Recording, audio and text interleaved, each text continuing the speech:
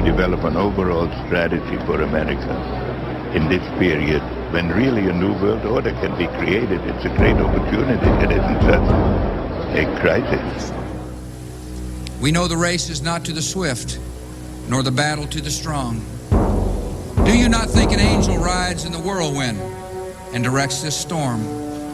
But I do have one question. During the crisis or any time that you're aware of, has the Federal Reserve or Treasury participated in any gold swaps arrangements?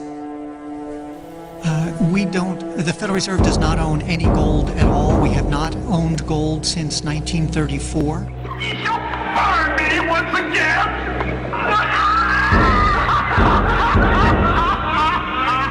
Now with these slaves, which hither ye have brought from regions where I reign.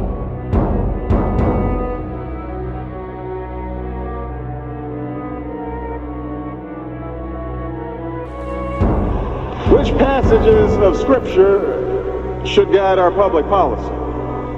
Should we go with Leviticus, which suggests slavery is okay? That eating shellfish is an abomination?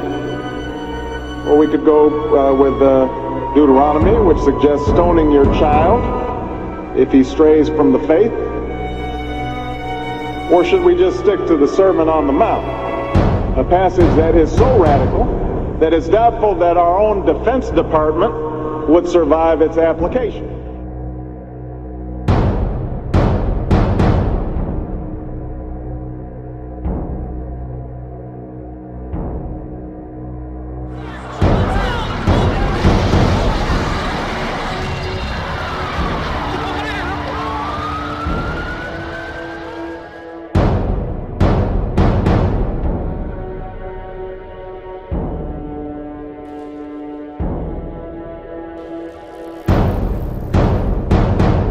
Readings have told me, for what it's worth, that some of us will be able to have ascended abilities. I mean, full-on ascended abilities prior to the actual shift happening. So that would be very cool, because what we're expecting after 2012 is a 100 times more harmonious utopian world where things like time travel, levitation, instant telepathy, instant healing, telekinesis are as common and as everyday as breathing. What is at stake is more than one small country. It is a big idea, a new world order, where diverse nations are drawn together in common cause to achieve the universal aspirations of mankind: peace and security, freedom, and the rule of law.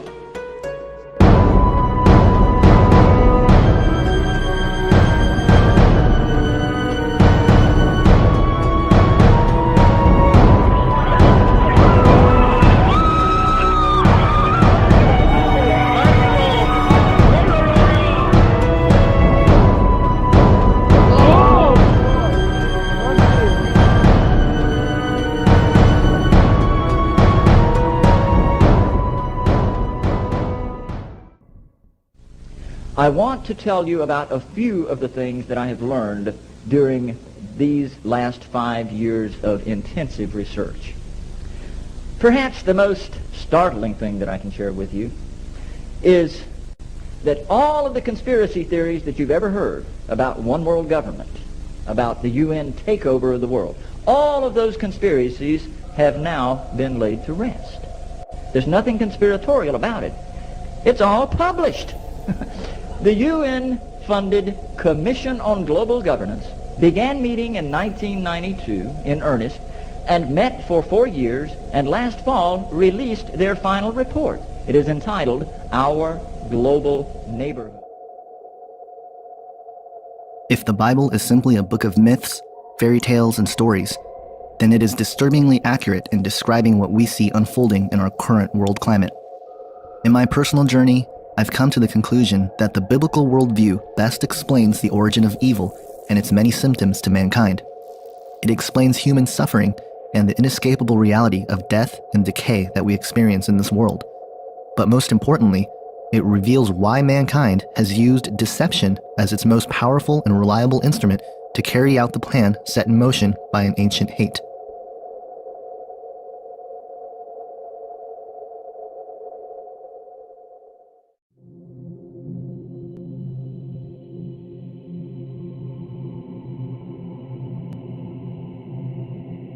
Alex Jones, in his film Endgame, Blueprint for Global Enslavement, summarizes the sacred mission of the global elite as, quote, to have a two-class system where the underclass are forced to live as slaves in tiny enclosed cities, while the elite enjoy the land of the earth, evolve into superhumans with the aid of implantable technologies, live eternal lives, and travel the cosmos.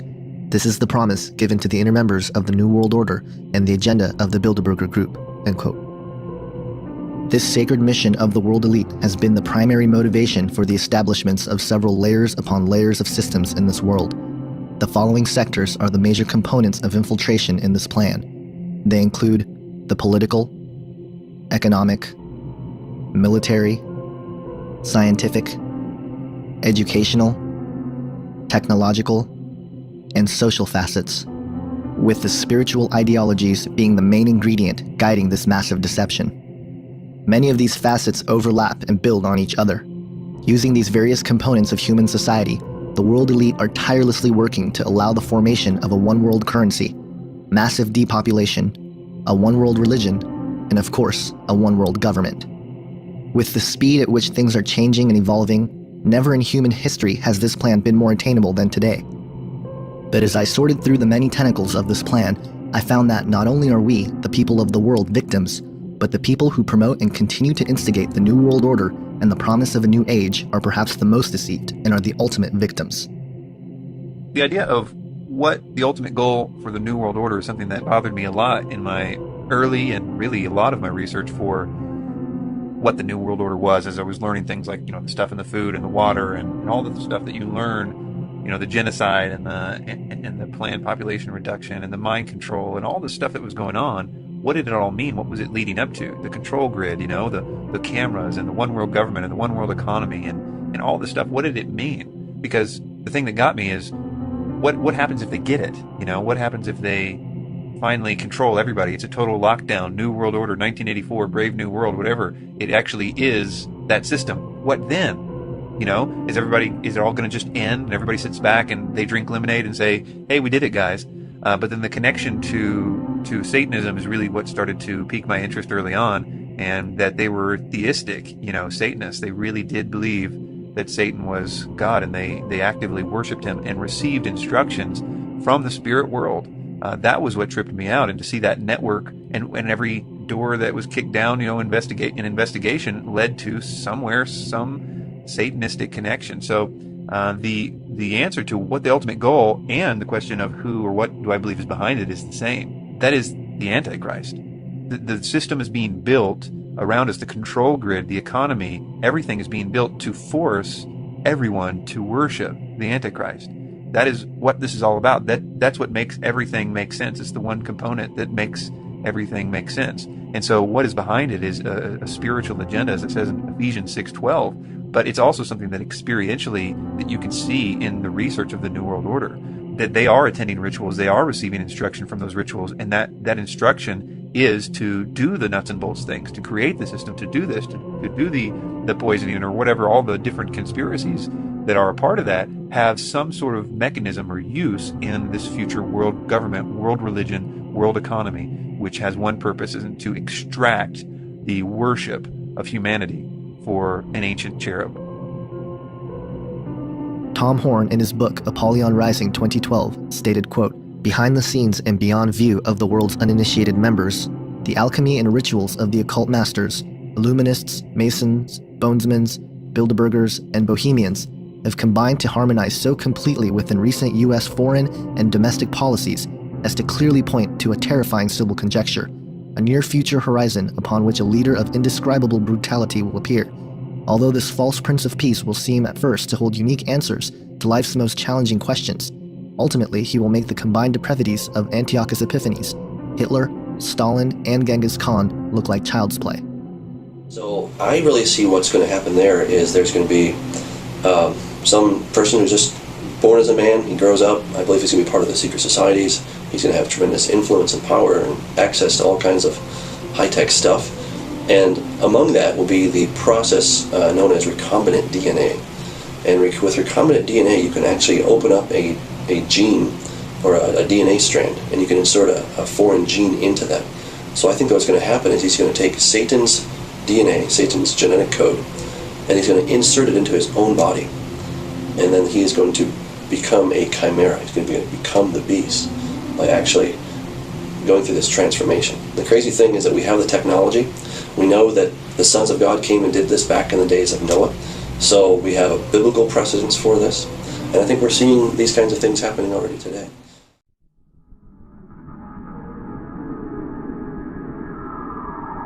To understand the biblical worldview of the New World Order, we must first look at the fall of mankind as recorded in Genesis 3.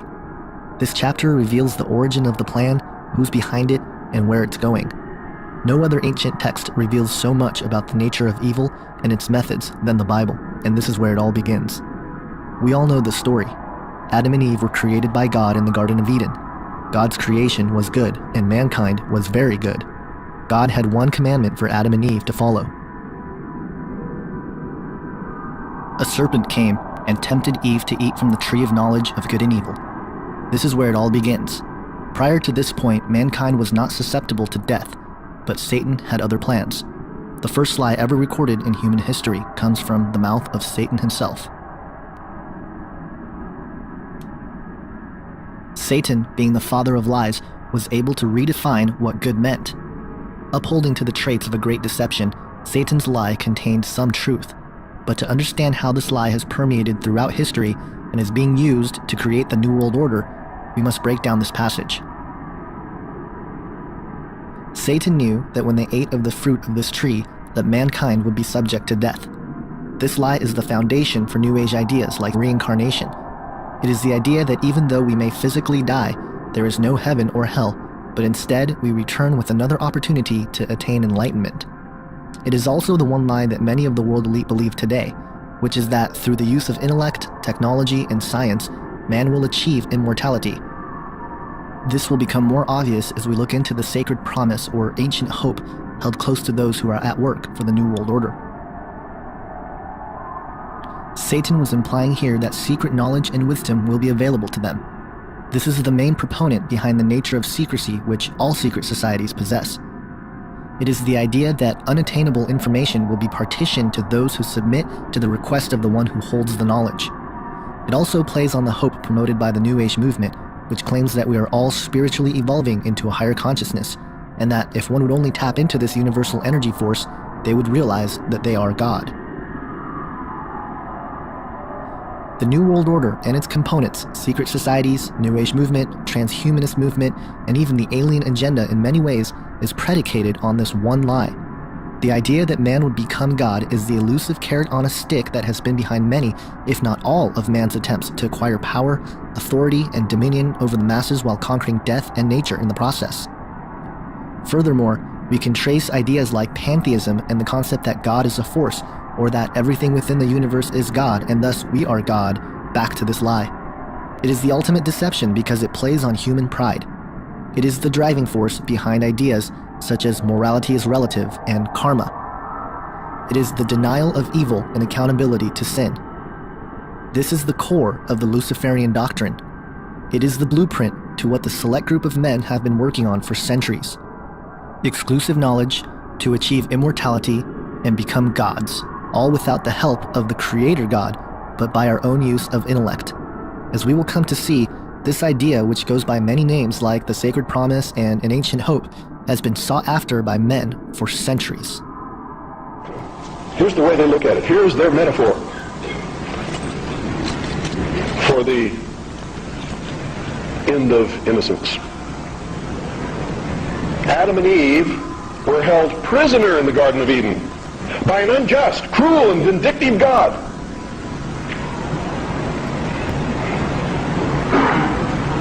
Until Lucifer, through his agent Satan, set man free from this garden by giving him the gift of intellect. Through the use of intellect, man will conquer the earth, will conquer nature, and will himself become God. It's taught in every Masonic temple in this land. Every secret brotherhood, every secret society, every mystical temple, every occult organization teaches the Luciferian philosophy.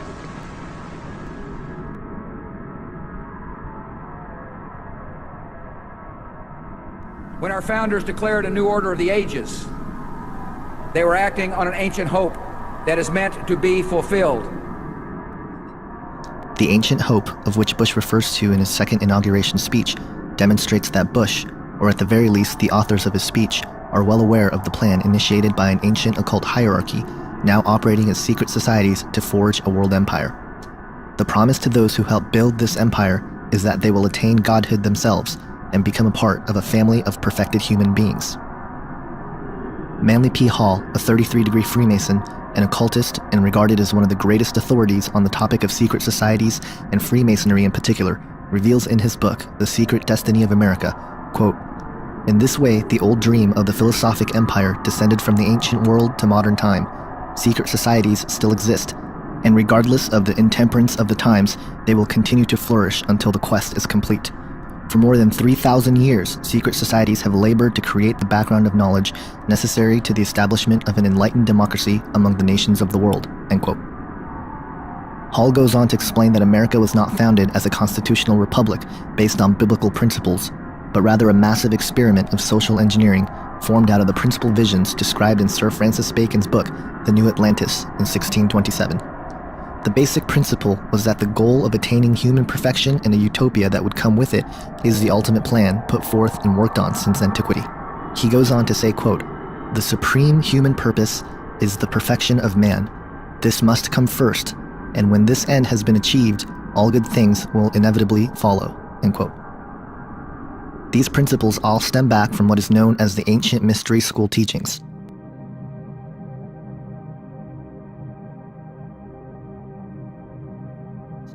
The ancient mystery school teachings is an esoteric, spiritual wisdom and philosophy passed down by the initiated elite for centuries. It is in fact one and the same as the Luciferian doctrine that one day man will become God through the use of his own intellect. This is the religion of the New World Order, which is operating in various degrees under various secret societies, cults, and even high-ranking religious circles. The origin and understanding of the mystery schools and its history can be found in theosophical writings. In a document entitled The Mystery Schools, written by Grace Noach of the Theosophical Society, reveals the origin of the ancient mystery teachings. She opens the document, quote, "Millions upon millions of years ago, in the darkness of prehistory, humanity was an infant, a child of Mother Nature, unawakened, dreamlike, wrapped in the cloak of mental somnolence. Recognition of egoity slept, instinctual consciousness alone was active. Like a stream of brilliance across the horizon of time, divine beings, Manasatputras, sons of mind, descended among the sleeping humans, and with the flame of intellectual solar fire lighted the wick of latent mind, and lo, the thinker stirred. Self-consciousness wakened, and man became a dynamo of intellectual and emotional power, capable of love, of hate, of glory, of defeat. Having knowledge, he acquired power. Acquiring power, he chose. Choosing, he fashioned the fabric of his future, and the perception of this ran like wine through his veins," end quote. She goes on to explain the Atlantean connection as, quote, "Time marched on and the race waxed lustily in power. As Lemuria gave birth to Atlantis, the third race to the fourth, the fiercest battle was waged. The war between the Lords of Light and Truth and the Lords of Darkness and Ignorance. Thus were established some 4 or 5 million years ago, when Atlantis was threatening to destroy itself through spiritual iniquity, the first mystery schools. From these early centers sprang other mystery schools in all parts of the Atlantean world. By the time the Atlanteans were in their heyday of material splendor, these schools were working their hardest to stem the increasing tide of sorcery," end quote. H.P. Blavatsky, founder of Theosophy and touted as one of the greatest writers on the topic of the occult and esoteric wisdom, stated that her book, The Secret Doctrine, is the reemergence of the ancient mystery school teachings, as, quote, "The secret doctrine is the accumulated wisdom of all ages, the mysterious power of occult symbolism, that the facts which have actually occupied countless generations of initiated seers and prophets to marshal, to set down and explain in the bewildering series of evolutionary progress. It is the uninterrupted record covering thousands of generations of seers whose respective experiences were made to test and to verify the traditions passed orally by one early race to another of the teachings of higher and exalted beings who watch over the childhood of humanity," end quote. Alice Bailey, a theosophist and writer, co-founder of Lucis Trust, formerly known as Lucifer Publishing, wrote in her occult classic known as The Externalization of the Hierarchy regarding the initiation of all humanity into the ancient mystery schools as, quote, "This little-known divine energy now streams out from Shambhala. It embodies in itself the energy which lies behind the world crisis of the moment, It is the will of God to produce certain racial and momentous changes in the consciousness of the race which will completely alter man's attitude to life and his grasp of the spiritual, esoteric, and subjective essentials of living. It is this force which will bring about, in conjunction with the energy of love, that tremendous crisis, imminent in the human consciousness, which we call the second crisis, the initiation of the race into the mystery of the ages, into that which has been hid from the beginning." End quote. The foundation behind all that is the ancient mystery school teachings are founded upon the idea that, once again, man was given the gift of creativity and intellect so that we ourselves can achieve godhood and become the divine beings of which we were supposed to be through the process of evolution. This idea goes directly against biblical Christianity, who offers salvation to anyone who believes in Jesus Christ.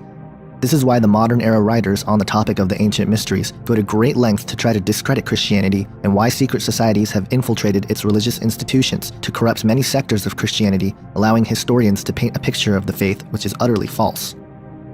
Most of the attempted discrediting of Christianity in these writings refer to the idea that was presented in the first section of the film Zeitgeist. In fact, it is my belief that Zeitgeist is the carrying out of what Alice Bailey referred to as the initiation of the race into the mystery of the ages. Bailey, in the same book, Externalization of the Hierarchy, goes on to describe her opinion about Christianity as, quote, "Christianity must also be overthrown because it is based on Jewish sources. The rule of Christ must come to an end because only the rule of force is right. In the world order of the Axis powers, the individual has no rights, has no freedom except insofar as he serves the state. There will be no liberty of thought or conscience. All issues will be decided by the state, and the private citizen will have no right to an opinion. Men will be drafted like slaves into the service of the state." End quote. Bailey goes on to explain the origins of Jesus, in her view, as, quote, "To this everlasting compassion, the cyclic appearance of the sun gods of the ancient myths, the world's saviors, and the avatars bear witness and are the guarantee." End quote. Albert Pike shows his opinion on Christianity in Morals and Dogma, stating, quote, "The teachers, even of Christianity, are in general the most ignorant of the true meaning of that which they teach. There is no book of which so little is known as the Bible. To most who read it, it is as incomprehensible as the Zohar." End quote.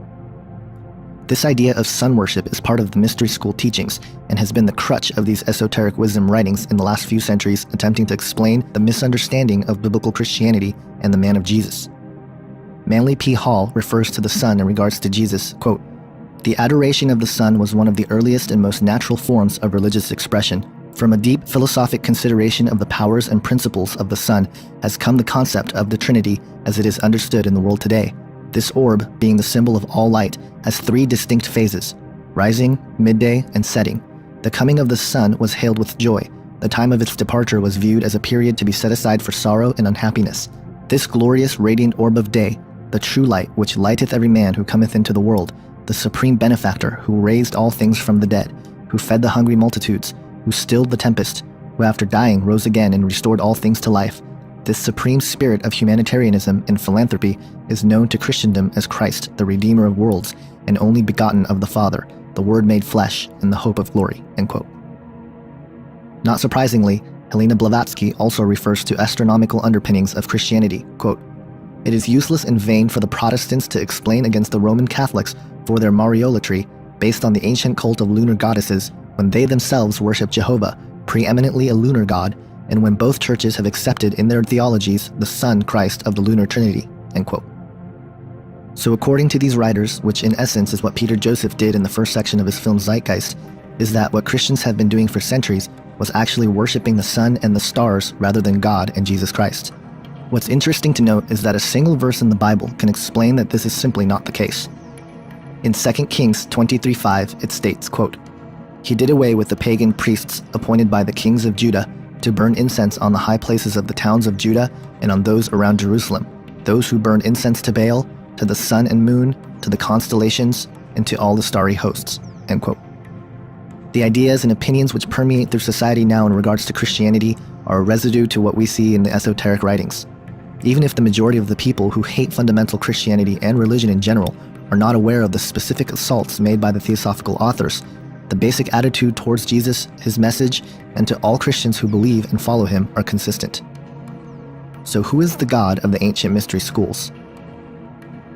The Theosophical Society is Luciferianism's at its core. It is openly satanic in the case of Blavatsky, certainly Luciferianism in the case of Alice Bailey. They are exalting Lucifer. He is the god of this world, the planetary logos. He is the voice of God in the Bible, according to Alice Bailey. Lucifer is God, and I think that the New World Order philosophy and how that connects is clearly tied to Luciferianism, the exaltation of Lucifer as God, even if the lower levels of globalization in the New World Order only view that in terms of a principle. For example, the ideas of Prometheus and the light bearer and the torch and all these kinds of things, that the Garden of Eden, thing was a good thing, that knowledge was given to us and by a great and awesome being, even if they only view it as sort of allegory. That idea is Luciferianism, the exaltation of Lucifer in the Bible as a good thing, even if they don't completely view him as God. So Luciferianism is the core of Theosophical philosophy, and it's also the core of the New World Order, which again makes perfect sense to the overall thesis here that what they're doing is building up a platform to worship him.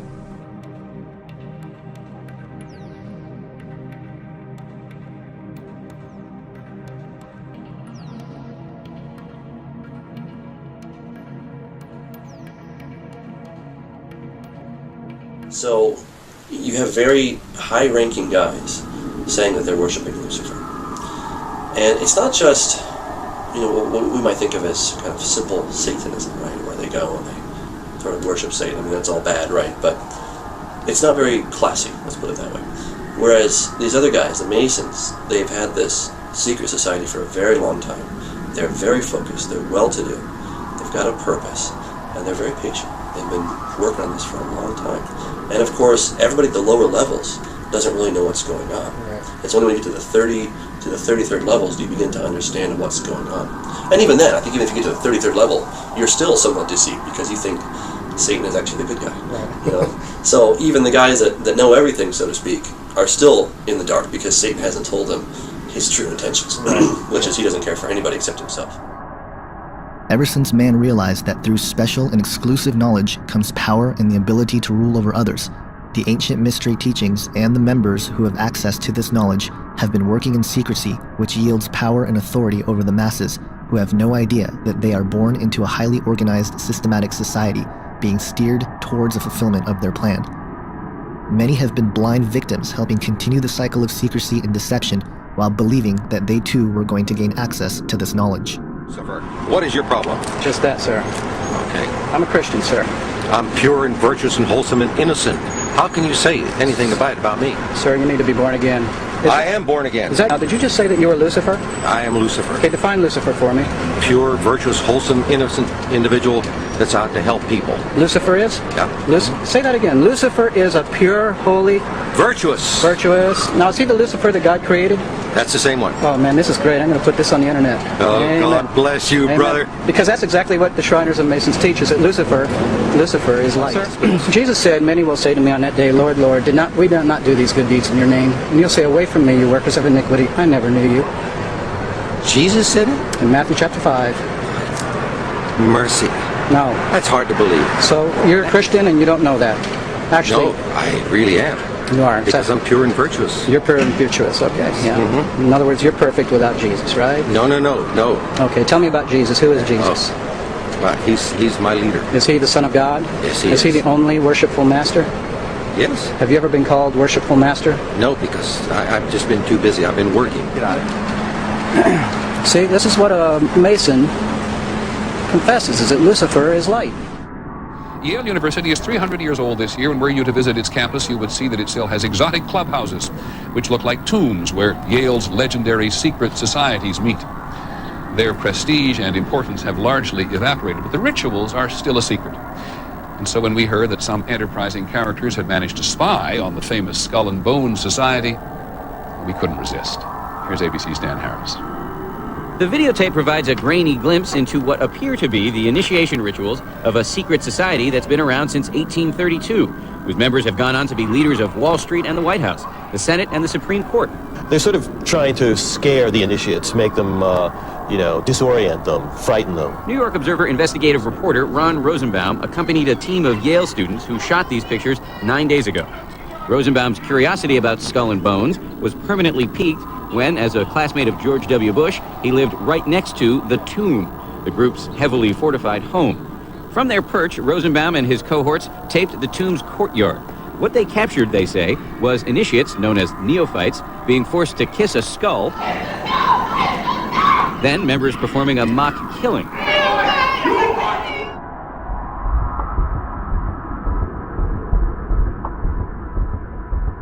There is a biblical explanation for the ancient mystery schools and the idea of resurrecting Atlantis.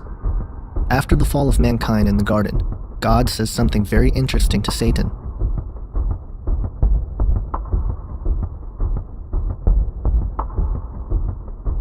Disrupt the human genetic pool so that the pure bloodline of man will not bring forth the Messiah to redeem mankind.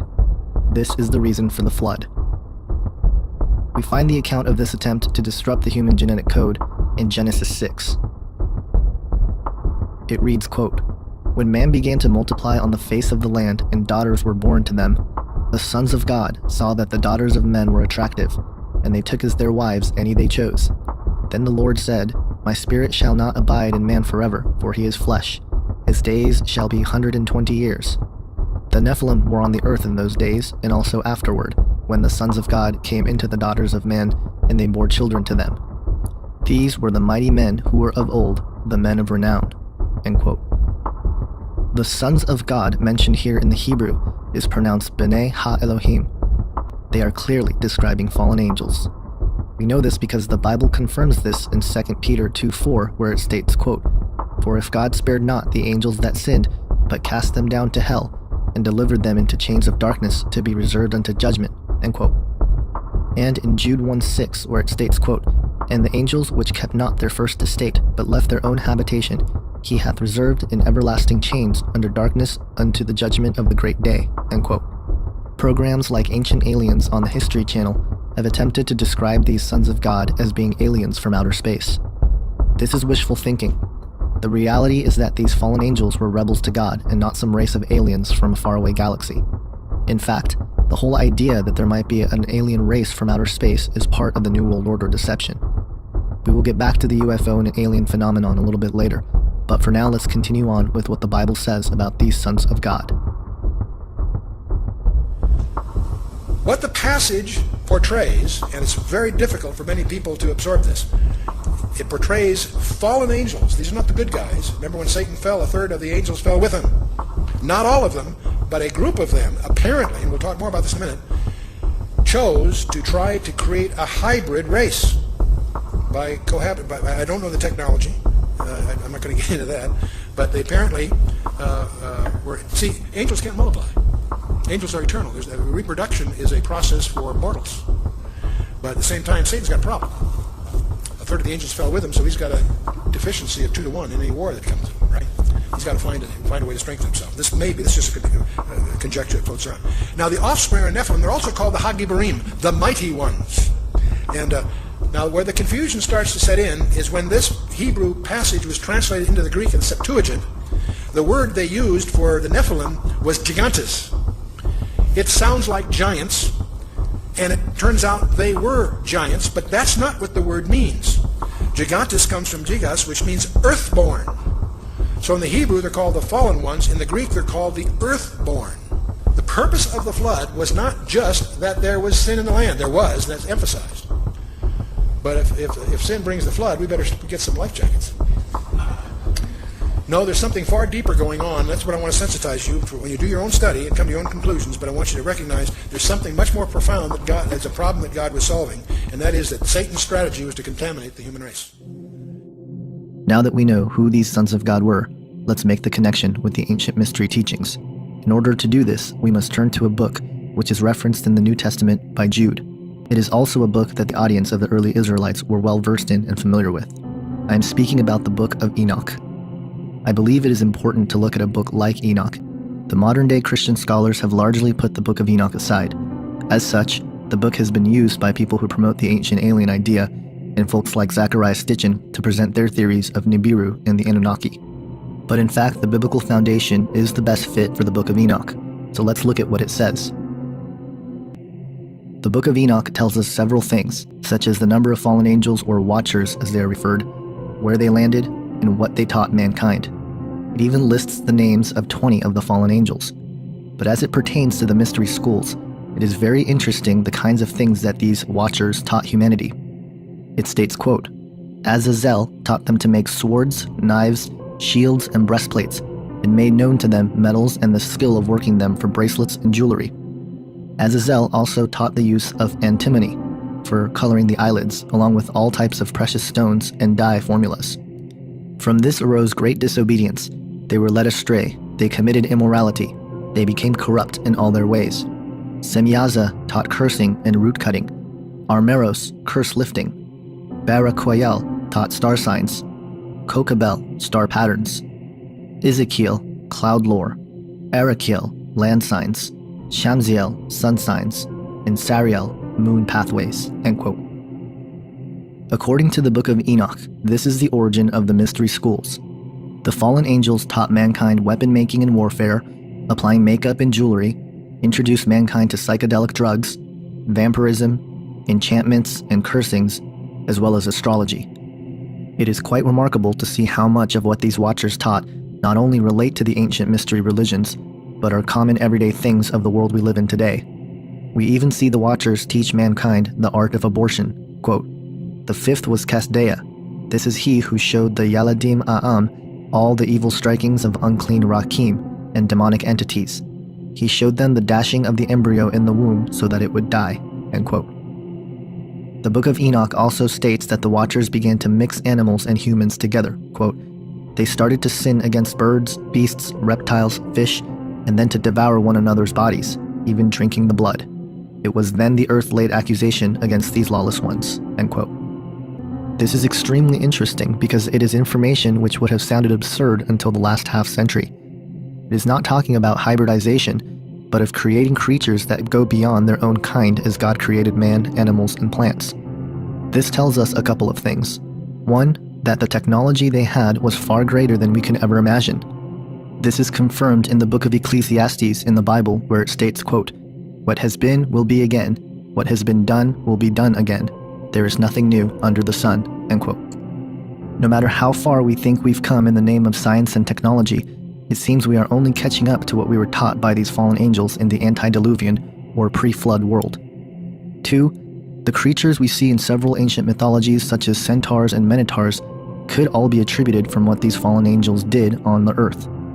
Steve Quayle, in his book Genesis 6 Giants, summarizes this idea, stating, quote, the collective memories in the form of myths, fables, and fairy tales from various cultures and ages of mankind are overwhelming evidence that the Nephilim existed, end quote.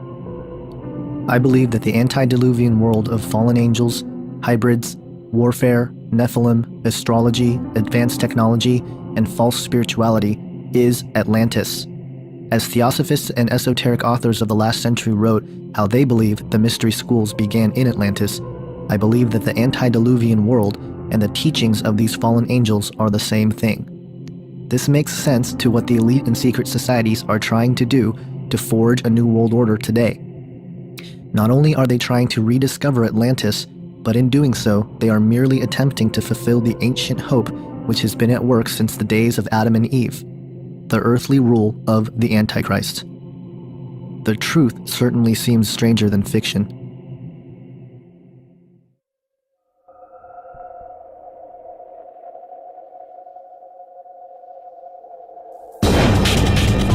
Even jaded New Yorkers scratching their heads. A mysterious, silver, shiny object, or objects, it seems, floating in the sky yesterday. You can see all people are stopped in the street there in their tracks looking at it. Some folks say they saw lights. Others were maybe waiting for little green men to arrive. It says Centerville, a buzz denied a bright blue light spotted moving in the sky. And here's what you captured. This bright, fiery light moving across the sky. Sea surveyors say they found what can only be described as the wreckage of a crashed spaceship. That's good proof, right? Stacey Gibson can't tell you what she captured on home video, but she can tell you she's never seen anything like it.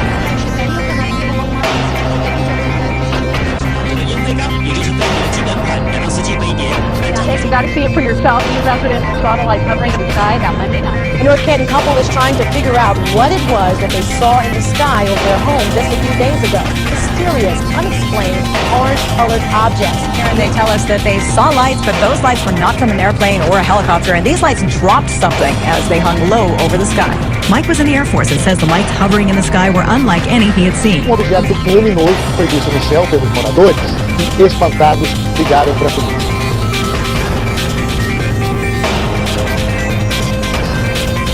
Siete las esferas que lograron verse en el centro de Lima, en lugares como el de la Avenida España.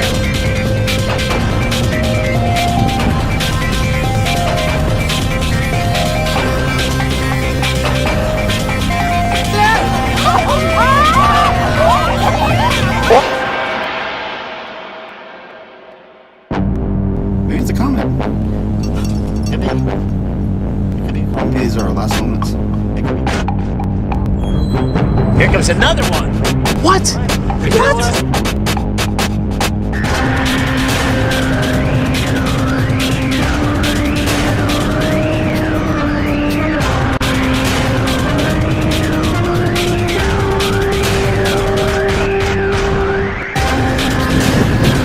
I don't know if I'm getting it or not. Well, the process is the locality.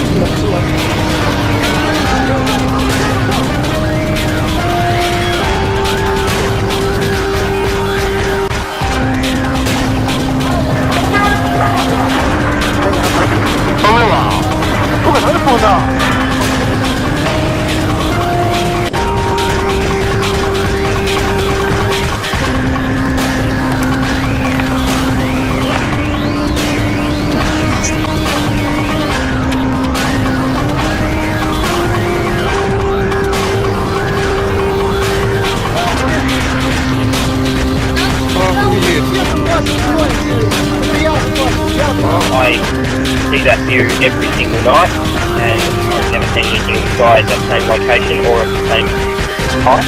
I've never seen those sort of lights up in the sky.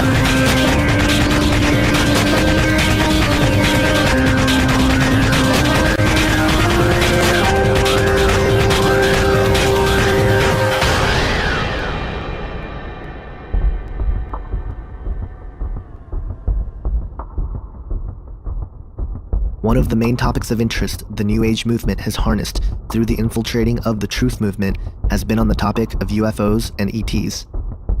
Many of these folks, like David Wilcock, David Icke, Jordan Maxwell, and many others, have in fact verified the concept that the UFO phenomenon is not necessarily flesh and blood beings, but are a race of highly evolved spiritual entities who have attained what we refer to as godhood and power over the elements of nature and physics of which we are currently limited to.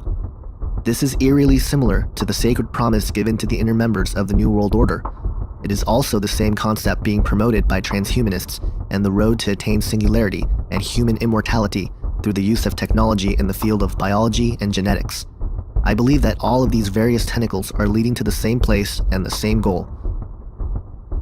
More people today believe that there is life outside of Earth than ever before.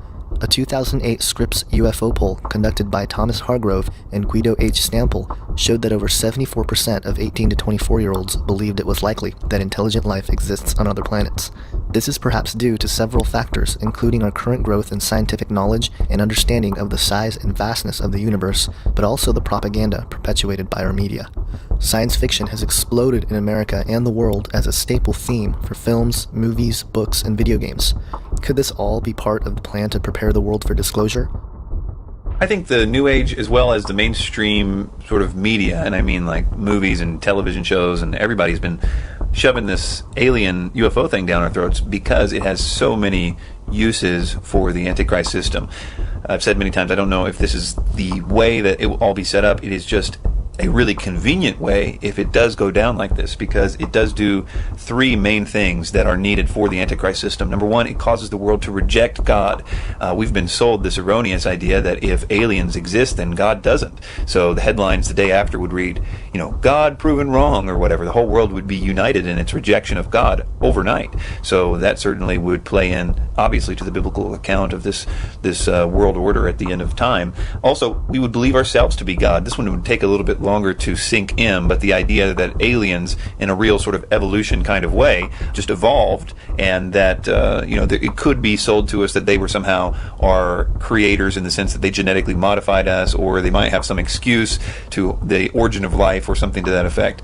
Ultimately, we would see them as gods in the sense of their perhaps abilities or their technological advancement, and it really depends on this point of how and what they say about us, if they say anything, or if in the discovering of them that it is implied in some way that we ourselves could be like them and therefore like gods. And that really goes into the third part, which is the evolution. I think that this concept of evolution is crucial to so much of what the Antichrist system does, especially the genocide based on belief system that happens in the end time scenario. Really requires, as it did in the Third Reich, an idea of evolution. There's a concept that there's certain people that are not fit for the new system, the new evolution. They were sort of helping humanity evolve by the elimination of those that weren't ready for the new age, the new world.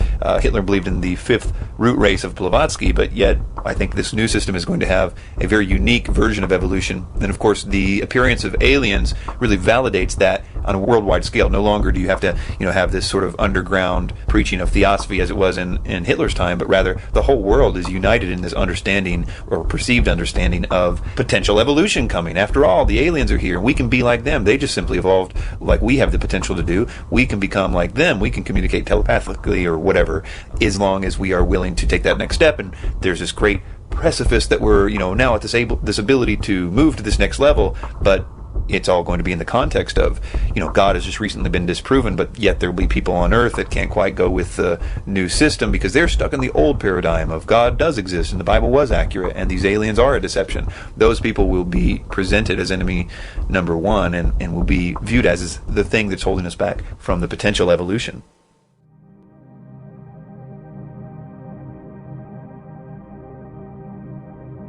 Are there UFOs and ETs in the Bible? Interesting question. We got to define our terms a little bit, I think, right? So, in as far as there were sons of God coming down, there were demons coming down, then yes, there are aliens, because the demons of yesterday are today's aliens. That's really the bottom line. There are not aliens from some distant galaxy or from the Pleiades system or anything like that. They are very much from here. They're demonic, and so in as far as there were demons, then yes. But we can't call them demons or gods from yesteryear because that's really out of fashion. Right. But you can call them aliens because now they're from some other place and they evolved.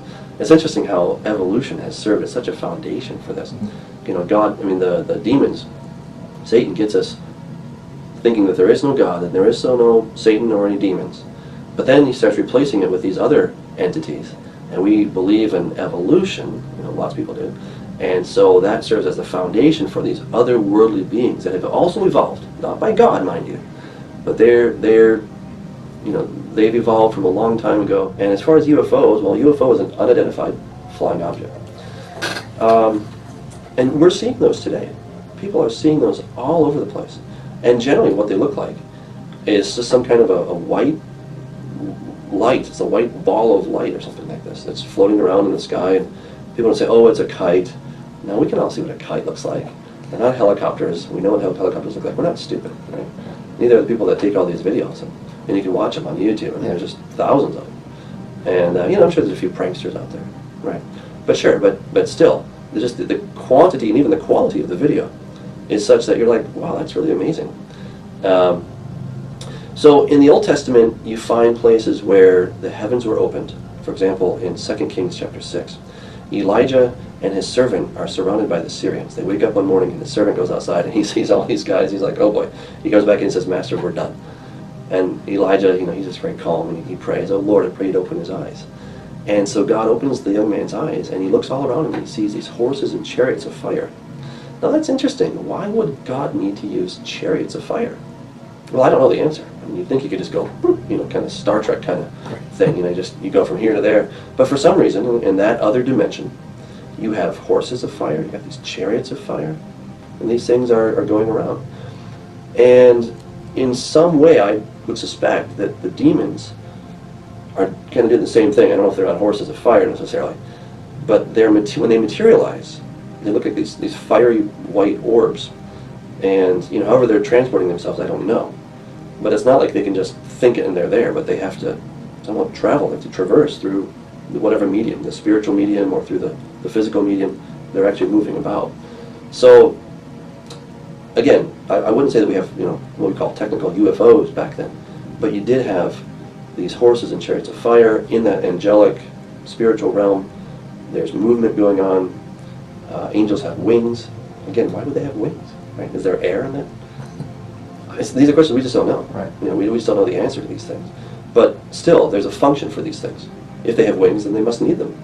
If there are horses and chariots of fire, then they must need those in some capacity that I don't understand.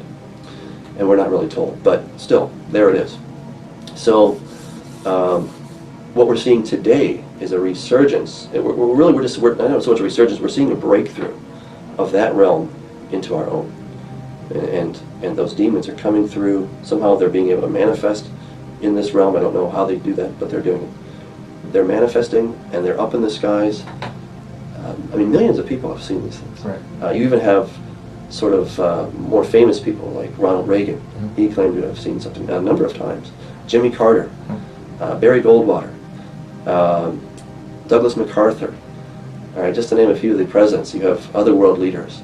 You have Michio Kaku, who's a real famous physicist. Let me make a prediction, and that is sometime by mid-century, we might make contact with an intelligent civilization in outer space.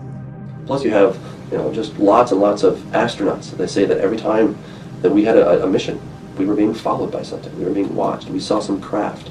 We saw something, right? And you can watch some of these videos that have been released by NASA, and you can see these things out there, right?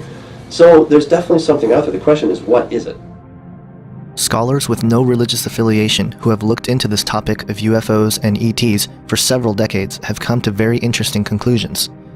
Jack Vallée, a venture capitalist, computer scientist, author, ufologist, and former astronomer who helped build the precursor to what we know as the Internet, has studied the UFO phenomenon for over 3 decades. After looking into the relationship between UFOs, cults, religious movements, demons, angels, ghosts, and psychic phenomenon, Vallée changed his proposed hypothesis from the UFO phenomenon being an extraterrestrial origin, in other words, craft and beings from another planet or faraway galaxy, to a multi-dimensional visitation hypothesis, or interdimensional. In his book, Messengers of Deception, Vallée states, quote, "Human beings are under the control of a strange force that bends them in absurd ways, forcing them to play a role in a bizarre game of deception," end quote. Later in the same book, he states, quote, "The UFO phenomenon represents a manifestation of a reality that transcends our current understanding of physics. The UFOs are physical manifestations that cannot be understood apart from their psychic and symbolic reality. What we see in effect here is not an alien invasion, it is a control system which acts on humans and uses humans," end quote. J. Allen Hynek, a U.S. astronomer, professor, and ufologist, best remembered for his contributions in the field of UFOs and acting as scientific advisor to UFO studies taken by the U.S. Air Force, again came to same conclusions of the UFOs and alleged extraterrestrial phenomenon. In his book, Edge of Reality, he states, quote, "If UFOs are somebody else's nuts and bolts hardware, then we must still explain how such tangible hardware can change shape before our eyes, vanish in a Cheshire cat manner, not even leaving a grin, seemingly melt away in front of us, or apparently materialize mysteriously before us without apparent detection by persons nearby or in neighboring towns. We must wonder too where UFOs are hiding when not manifesting themselves to human eyes," end quote. The overall consensus seems to be that these crafts which are being seen have the ability to manifest as physical objects and at the same time manipulate time and space as to become invisible or perform aerial maneuvers that defy our current understanding of physics and nature.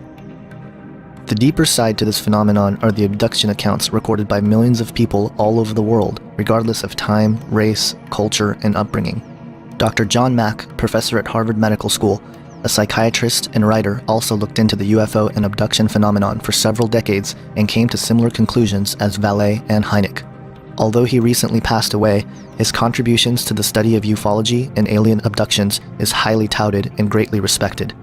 He states in an interview with Nova Online when asked if the phenomenon is literally physical or psychological, stating, quote, "Yes, it's both.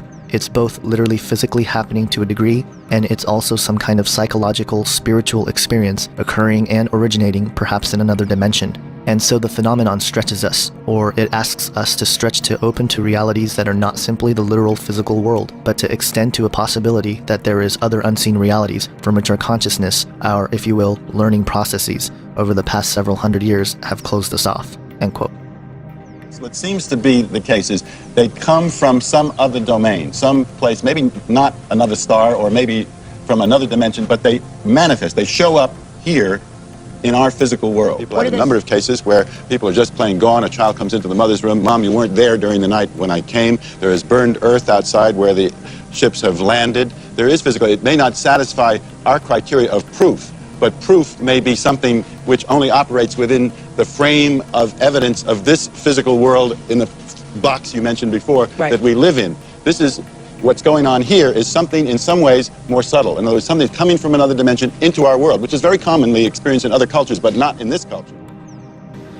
John Mack, who recently passed away, but he was at Harvard, and according to his own testimony, he says, I was not a believer in this thing. He wasn't trying to prove anything. He just kept hearing about these things. So he came to this conclusion that these were real physical abductions. Very, very slowly he came to that conclusion. And rather skeptically, he didn't want to come to that conclusion. But eventually the data was so much that he could not overcome it. And he had to just say, well, it's happened.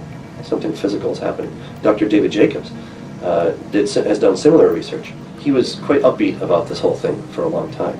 But in the last several years, he's become very downcast about his discoveries because he's discovering that these beings that are taking people are smarter than us, they're stronger than us, and they have a hybridization program going on. That they're creating a hybrid race to take over, and he says at best we're going to be second-class serfs. So he's very discouraged, and I can see why. I think if you discover these things, and yet you don't understand that there's a greater power, which is Jesus Christ, who has a much better plan, then I would be extremely depressed. In a way, I'm sort of upbeat about the whole thing because I see that we are getting very close to the end. But it's also getting scary. There's just crazy things going on. Dr. David Jacob, an associate professor of history at Temple University, specializing in 20th century American history and culture, has also studied the UFO and abduction phenomenon for over 40 years. In an interview with L.A. Marzulli in the book Alien Interviews, Jacobs comments on the alien abduction phenomenon, stating, quote, "This is a phenomenon that is either psychological or it is happening. There is very little in the middle. I have learned that the abduction phenomenon is vast, global, and it occurs with great frequency," end quote. Whitley Strieber, in his classic account of an alien encounter in the book Communion, records his experience with these entities, stating, quote, "I became entirely given over to extreme dread. The fear was so powerful that it seemed to make my personality become evaporate. Whitley ceased to exist. What was left was a body in a state of raw fear so great that it swept about me like a thick, suffocating curtain, turning paralysis into a condition that seemed close to death. I died and a wild animal appeared in my place," end quote. Then, in a later release in a book entitled Transformation, The Breakthrough, he dives deeper into the experience, stating, quote, "Increasingly, I felt as if I were entering a struggle that might even be more than life and death. It might be a struggle for my soul, my essence, or whatever part of me might have reference to the eternal. There are worse things than death, I suspected. So far, the word demon has never been spoken among the scientists and doctors who are working with me. Alone at night, I worried about the legendary cunning of demons. At the very least, I was going stark, raving mad," end quote. Then later in the same book, he states, quote, "I felt an absolutely indescribable sense of menace. It was hell on earth to be there in the presence of these entities. And yet I couldn't move, couldn't cry out, couldn't get away. I lay as still as death, suffering inner agonies. Whatever was there seemed so monstrosely ugly, so filthy and dark and sinister. Of course they were demons. They had to be. And they were here and I couldn't get away," end quote. According to many researchers in the field, and even the people who have directly experienced this phenomenon for themselves, all seem to agree that there is a spiritual element driving this phenomenon. It is clear that there is a metaphysical nature to the UFOs and the alien abductions themselves. Furthermore, the startling similarities with the phenomenon with the occult and other historical, mythological accounts of direct contact with demonic entities should be alarming. Jack Vallée alludes to this concept, stating, quote, "The symbolic display seen by the abductees is identical to the type of initiation ritual or astral voyage that is embedded in the occult traditions of every culture. The structure of abduction stories is identical to that of occult initiation rituals. The UFO beings of today belong to the same class of manifestation as the occult entities that were described in centuries past," end quote. There is another angle to this phenomenon that is seldom discussed, but is very important to point out. That is the solution to help stop those who experience the alien abduction phenomenon. Joe Jordan, state-sanctioned director and field investigator for MUFON, through his investigation at CE4 Research Group, has discovered that calling upon the name of Jesus Christ during the abduction can make the experience stop instantly. On their website, ce4research.com, the mission statement states, quote, "The mission of CE4 Research Group is to share with the world the most powerful evidence known that exposes the alien entities for who they really are. The evidence is in the testimony of those who have overcome the experience, the oppression, the bondage, the harassment, the control, the lies, the deception that these entities perpetuate by calling out in the name and authority of Jesus Christ. Through this evidence of these testimonies, we will be able to help others. The world asks for this evidence, and we will give it to them." End quote. A lot of the people that have seen my videos know my testimony of how it all started with one book. On a vacation trip to visit my brother, I picked up one book, UFO Crash at Roswell, and it was like opening a doorway into something that would totally change my life. And it has, and it's changed a number of times since then, but that one started it. It put me on a quest to find out what this UFO phenomenon was about. And like I said, I came into it as an agnostic with an open mind and what I thought was total objectivity, and became a MUFON investigator. Was doing UFO investigation, sighting investigations for a few years, and then got caught up in what is called the New Age belief system and metaphysical studies, because, you know, it's part of this UFO phenomenon. It goes hand in hand. I was caught up in all of that too, and it changed my worldview again, from being, you know, an agnostic humanist to one who was into the New Age and actually practicing these metaphysical studies myself. And I was able to see the UFO phenomenon through another set of eyes. And then in 1996, I was shown the true gospel, where it actually caught my attention, and I accepted Jesus Christ as my Lord and Savior in November of 1996. And now I was able to look at this phenomenon in yet another set of eyes. So initially, was this what I was looking for? No, it was not. Well, the first case I came across, I actually had interviewed this gentleman who claimed to have had an abduction experience, along with other sighting experiences and other what he felt were abduction experiences too. But we decided to interview him, and this was 6 months before I became a Christian. This was in the middle of 1996 that we did the interview with him. And he used to come to my monthly meetings, my MUFON meetings that I had. And he just wanted to share what he had been through, you know, and he had an interest because of his experiences in the UFO phenomenon. And myself and one of my lead investigators, actually my partner that helped me found CE4 in the very beginning, his name was Wes Clark. He was a very good investigator, worked for the Space Center at the time as a quality inspector, and he had a good organizational skill of helping do these investigations. And him and I interviewed this gentleman in his home for 2 hours on videotape, and just let him talk, and we asked some questions and would guide him along just to try to get all of his information. Well, we put it away, and we didn't see anything unusual at the time, and that was interesting in itself that we didn't catch this. But when I became a believer in November of 96, I was ready to put all of this away, because God showed me what this UFO experience was about, that there was a evil demonic side to it. And I felt that as a new Christian and wanting to do the things that God asked of me, that we shouldn't be involved in this, and I put it away. And God says, no, I got plans for you, and you need to take this message back to, you know, where you came from. And I said, you know, I can't take the Word of God back to these New Age people. I said, they don't believe it to be the inerrant Word of God. As a matter of fact, they don't even believe in God being a personal, you know, being, an entity that they can relate to. So I said, you got to give me something better. And nobody told me that as a new Christian you don't talk to God like that, but I did, not knowing any better. And he answered, and he says, guess what? You already have it. You just haven't seen it. And I couldn't understand what that meant at first. So I asked my partner, Wes, who was a Christian at the time, and I said, we've got something here somewhere that we need to go back and look at. We went back and looked at some of the cases that we had, and we pulled this particular one back out. It was a gentleman named Bill D. We pulled his video back out, plugged it into the VCR, and sat back and started watching and went, oh my, do you remember hearing this? And Wes says, I don't. And we were sitting right there watching the gentleman and listening to him. But yet we were blinded and deafened at the time we did the recording. Nothing registered. until this time when God said, go back and look, you already have it. And what he shared was an experience, atypical, abduction type experience, where he had been taken, experienced being taken, and immediately panicked and in fear. And he himself, actually just being a brand new Christian, called out during this panic experience in saying, Jesus, Jesus, help me. And when he did that, in an instant, the experience abruptly stopped. And he felt like he was thrown back into his bed. He even startled his wife. She asked him why he was jumping on the bed. And he said, you know, when he shared that experience, he didn't understand what it meant. And when we heard that, we knew we had something. Because never before, in all the studies we had done of the other work that the top researchers had done in the country, you know, this was 15 years ago, the big names, never before had anybody said that an experience could be stopped. As a matter of fact, they all said that it wasn't possible to stop an experience. Okay? But yet we had a gentleman that said he did, and in a particular way. So I contacted these top researchers around the country, got their home phones, called them up. They're nice guys. They can talk. You can talk to them just like me and you were talking. Most of them are very nice gentlemen. And I've met them at the conferences over the years. And I said, guys, I've got a very unusual case here. I'd like to run it by you and see what you think.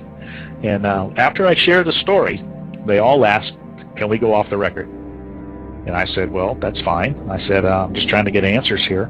Well, when I say go off the record, that means I can't tell you who said what, but I can tell you what they said.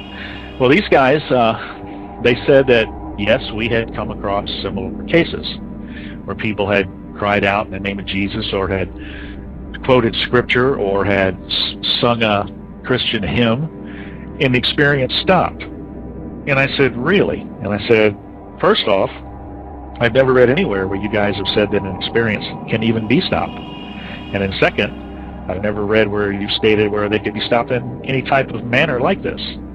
And I said, why is that? And one of two answers, or both answers, would come out from each of these researchers. The first one was pretty common amongst them, was we didn't know what to make of it.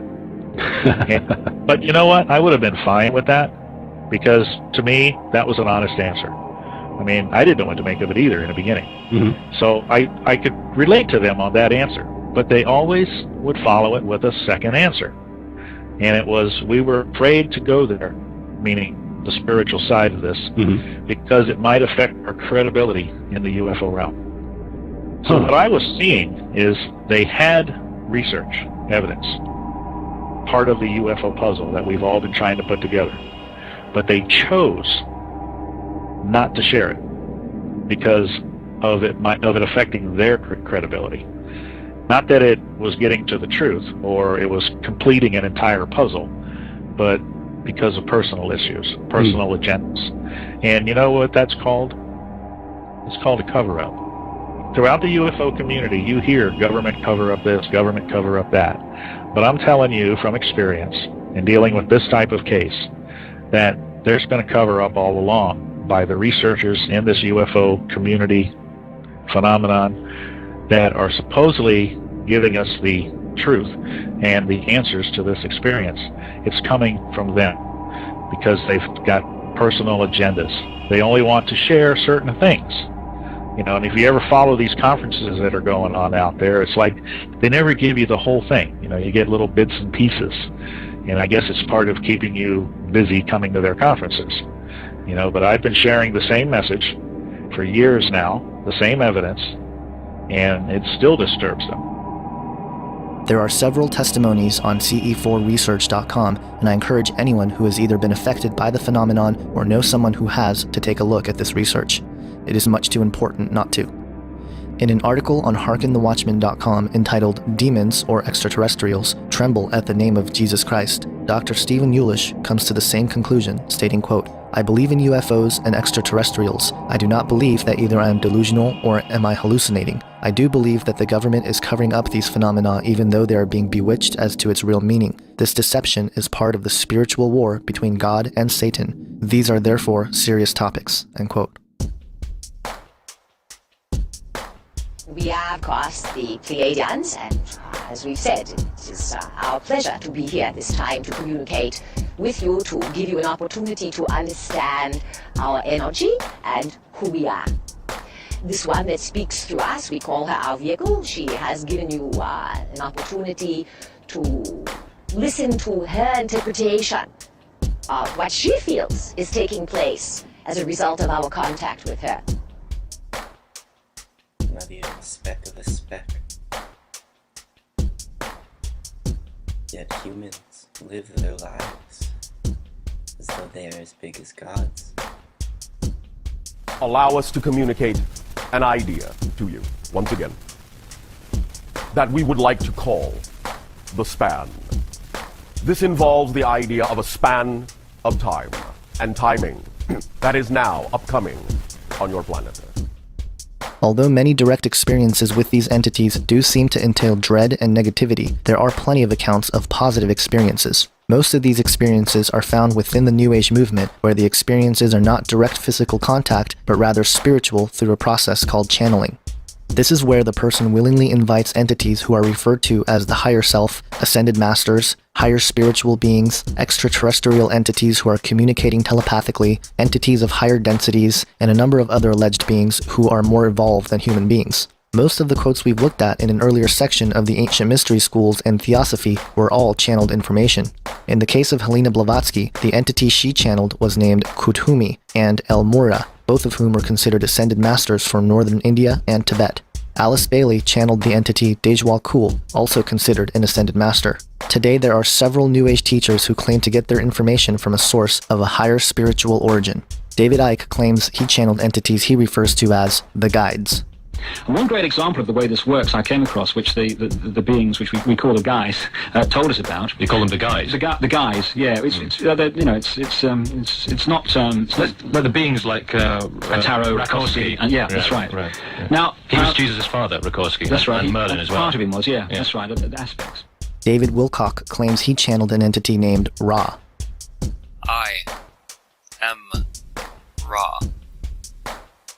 It is an honor and a privilege to greet you this day in the love and in the light of the one infinite Creator. Resonant raindrops of liquid light cascading down in a panoply of shapes and colors, unbeknownst to the conscious mind. More and more people are beginning to claim that they are channeling Jesus Christ as well. Certain aspects of Christianity in that organized religion that really belabors, and I don't mean that in a negative way, but the suffering that Jesus may or may not have experienced while he was on the cross. And in meditation about 2 years ago, he actually came to me in meditation. I wasn't asking for him to come forward, but it was a very, very powerful experience where he actually allowed me to feel what it was like on the cross. I was looking down, I could see the pin in my feet as they were crossed, and it was so emotional. I felt and experienced no pain. There was pain associated with it. This is very similar to mediumship and psychics who claim to be able to contact the dead through telepathic means. It is quite clear that the Bible explicitly prohibits the practice of divination, mediumship, and other spiritual practices which allow one to have direct contact with entities from another realm.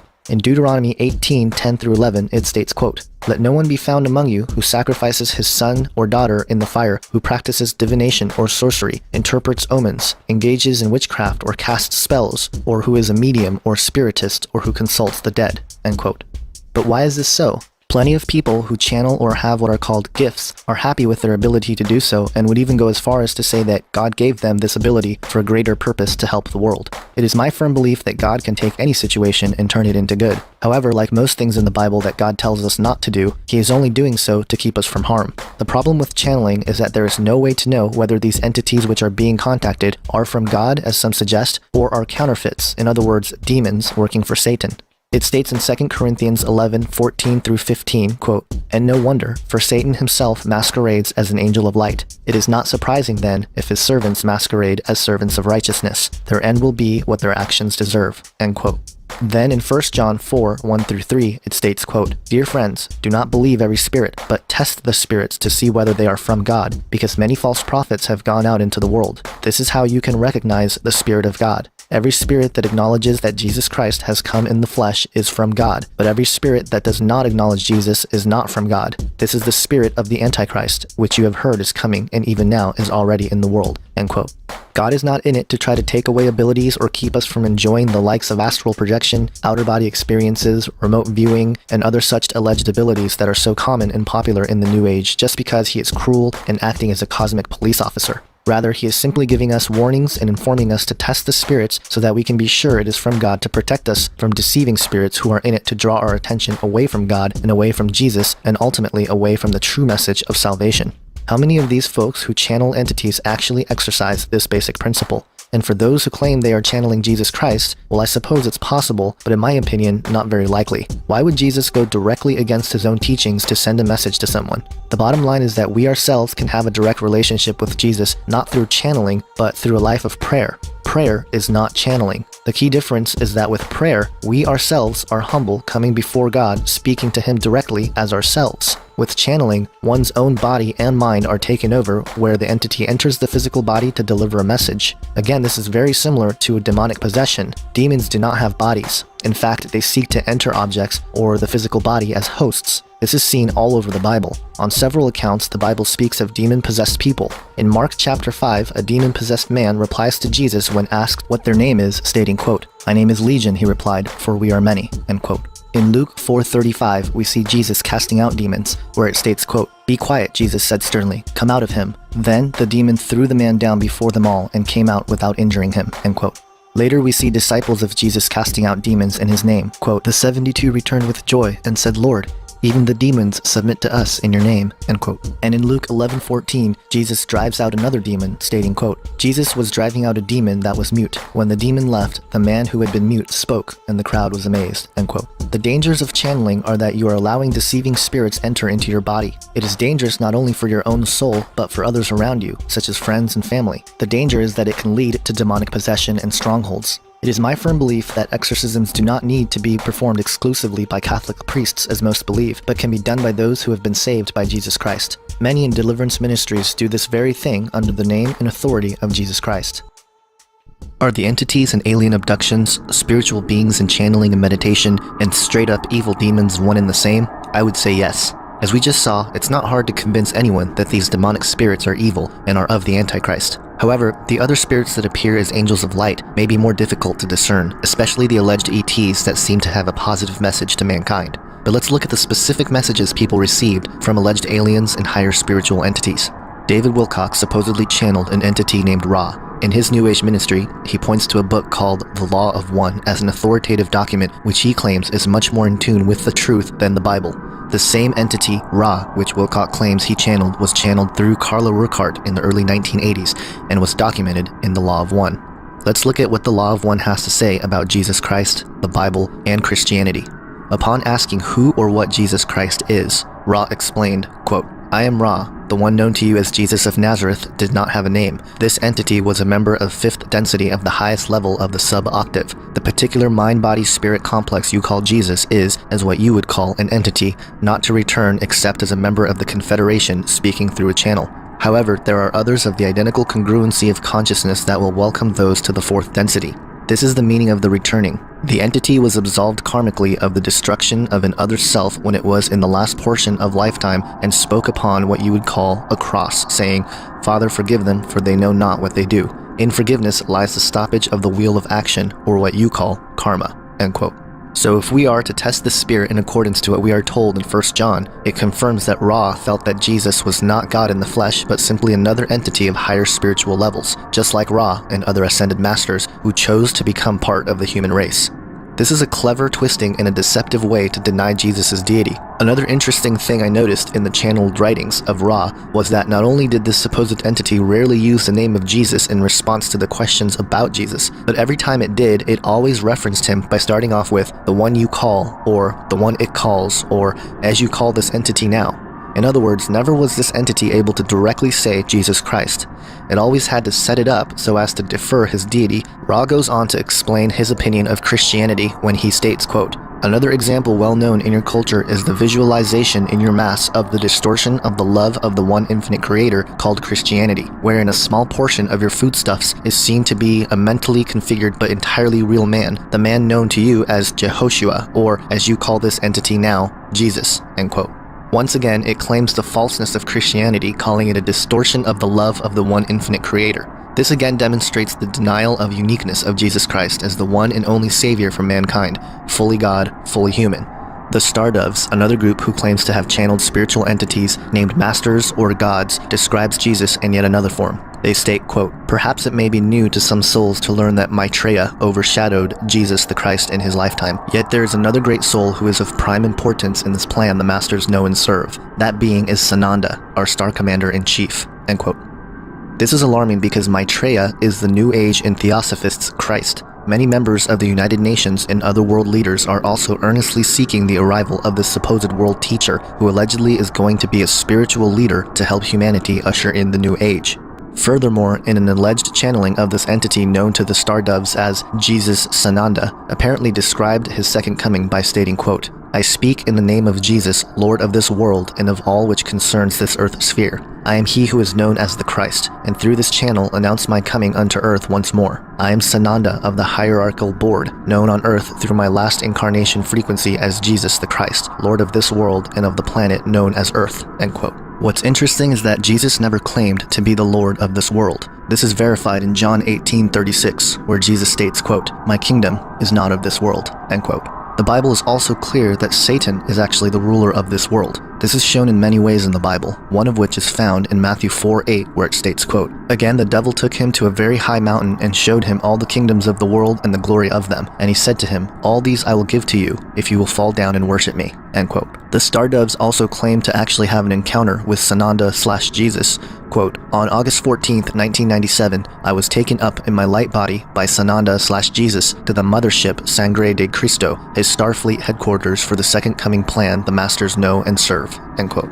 All of these claims, again, go against the standards set by 1 John. The claim that Jesus was not God in the flesh and that he was somehow communicating with these people without their testing of these spirits. It should be obvious that this claim of Jesus is also different from the claims made by Ra in the Law of One channelings, confirming further that these are nothing more than deceiving spirits. In a very popular book entitled A Course in Miracles, penned by Helen Schuckman, said she channeled what she called an inner voice, which claims was Jesus. But after studying the material and the metaphysical nature of the message, it is quite clear that this could not have been Jesus Christ as we know through the biblical accounts. Here are just a few quotes from A Course in Miracles that show its true nature.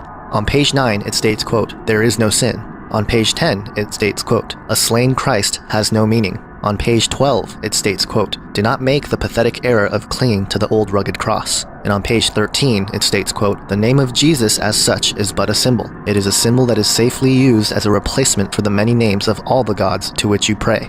As if the denial of sin, Jesus, and the cross was not enough, A Course in Miracles goes on to claim that there is no devil either, stating, quote, "You have created in your mythology the being you call devil. You have even imagined a god at war with this being. Of course, a real devil does not exist. Using psychic ability is nothing more than using your sixth sense, not trafficking with the devil. There is no devil, each to his own without judgment," end quote. In an article posted on mountainstreampress.org, Warren B. Smith came to the same conclusion that the Jesus being promoted by A Course in Miracles was in fact the spirit of the Antichrist and not the true Jesus Christ. He stated, quote, "My conclusions were inescapable and shocking. A Course in Miracles and the Bible were two completely different thought systems that were mutually exclusive and diametrically opposed in every degree. To my utter amazement, A Course in Miracles was the Holy Bible turned upside down. The Course had not updated or reinterpreted the Bible. It had completely rewritten it," end quote.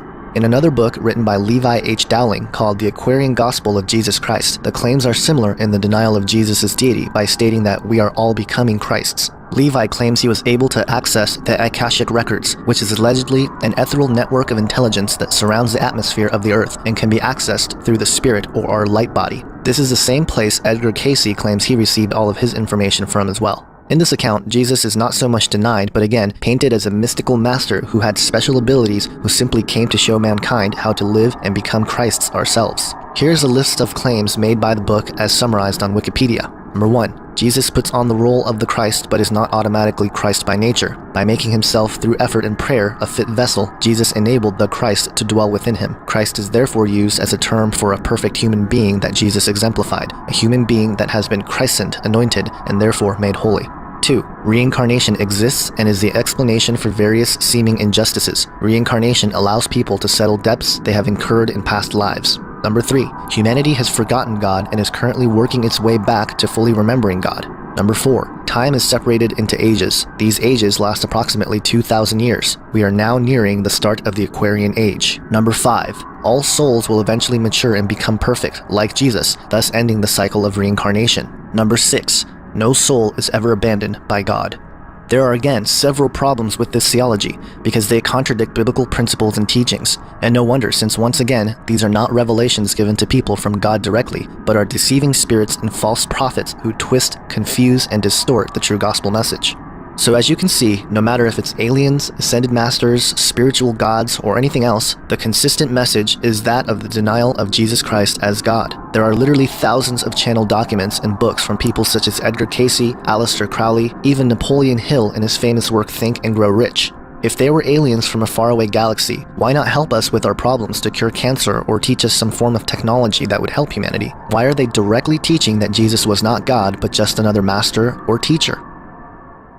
You'll find that as many people that say that Jesus wasn't really, who he said he wasn't all this stuff, it's predicated on the idea that the Bible isn't an accurate description of what really happened. That always has to go in tandem with that, because anybody that's read the Bible and understands the Bible can make clear cases that Jesus did, in fact, know exactly what he was doing and exactly what he was saying. That's why the Muslims have to say that the Bible is corrupted. And so the first thing I would ask people is, what do you know? What proof do you have that the Bible was corrupted? Because as I've said before, it would be so easy to prove if it was, because there are more copies for the Bible, the New Testament, than there are for any ancient text in the history of the world, bar none. And they are extremely scrutinized by people that both hate the Bible and people that love the Bible. So if the Bible had been changed, all a Muslim or anybody else would have to do is to say, here's where the Bible said one thing, and then here these other ones say a completely different thing. All the ones after this said something different about what Jesus said on a particular issue about his deity or whatever else. But nobody can prove it. And the problem is that it would be so easy to prove, because we have documents going back from the very beginning to now. Jesus never came out and said, hey, guess what, guys, I'm God. But he didn't do it for a specific reason. Now, he did actually end up doing that, and that's why they killed him for blasphemy. You have to realize that that's why they wanted to kill him. A lot of times in the Bible when it says, and after that the Pharisees seek to kill him, if you read what that was, it was because they realized what he was saying. They would say things like, when he said he could forgive sins, they would say, this is blasphemy. Who can forgive sins but God alone? And I got to agree with the Pharisees on that. That's absolutely true. If I came to your house and I said, hey, you know what? I just showed up. My name is Chris. I just wanted to let you guys know that I forgive you for that fight you had this morning, or whatever. I forgive you for being mean to your cousin or your brother. And you would look at me and be like, who are you and what does this concern you? You're acting as if my shortcomings are somehow affecting you. That's crazy. You can't forgive me of my sins. And so that is a big part of that. And he said that quite often. He said that in many different contexts. And the Pharisees do say to us, who can do that but God alone? And so they would seek to kill him and things like that. They would also seek to kill him because he said that he was the Son of God. There's actually places where they said, okay, you're saying that that's your father and that you're the Son of God. How is that not blasphemy, they would say? You're making yourself equal with God. And this is a really well understood concept in Hebrew. If you call yourself the son of something, you are the embodiment of that thing. Begat of something, if you are begotten of something, you are that thing. For instance, a cat begats another cat. If I have a child, that child is just as much a human as I am. We're equally the same amounts of human. And so for that reason, if God begots a son, it's just as much God. It's not any less than God. So that was a massive claim to say that, especially in the context in which he said it. He claimed to be before time the Son of God. He was the creator of the world. Before Abraham was, I am. His many I am statements are another unbelievably blasphemous thing to say. He was claiming by proxy, and the Pharisees, trust me, were well aware what he was saying. He was claiming to be the voice of the burning bush. Another thing, if you understand Daniel 7, he was claiming to be the cloud rider of Daniel 7. They knew that, and I believe it's John 8, they knew exactly what he was saying, and it messed with their heads. So there's many different things like that. Another big one is that he allowed himself to be worshipped on several occasions. There is several occasions where the apostles would refuse to be worshipped. Angels on several occasions said, hey, don't worship me, I'm just a messenger of God. But Jesus on a number of occasions allowed people to worship him. That is either a completely blasphemous act, or he was doing what everybody knew that he was doing. He was claiming to be God every day of his life, everywhere that he went, and the Pharisees knew it. That's one of the reasons they felt justified in killing him. So if you're reading the Bible and you're reading this the whole time. He claimed that he was going to come at the end of time and judge the world. Who can judge but God alone? Who is worthy to judge but God alone? The issue there really culminates in the cross. And what happened in the cross was an act that would only make sense if God himself was on the cross. The very fact that he knew what he was doing, the Lamb of God that takes away the sin of the world, and that whole concept of the gospel really makes sense in that context. So when people say that Jesus wasn't claiming to be God, they have to say that the Bible is inaccurate and all those things are not true, because Jesus claimed to be God all the time.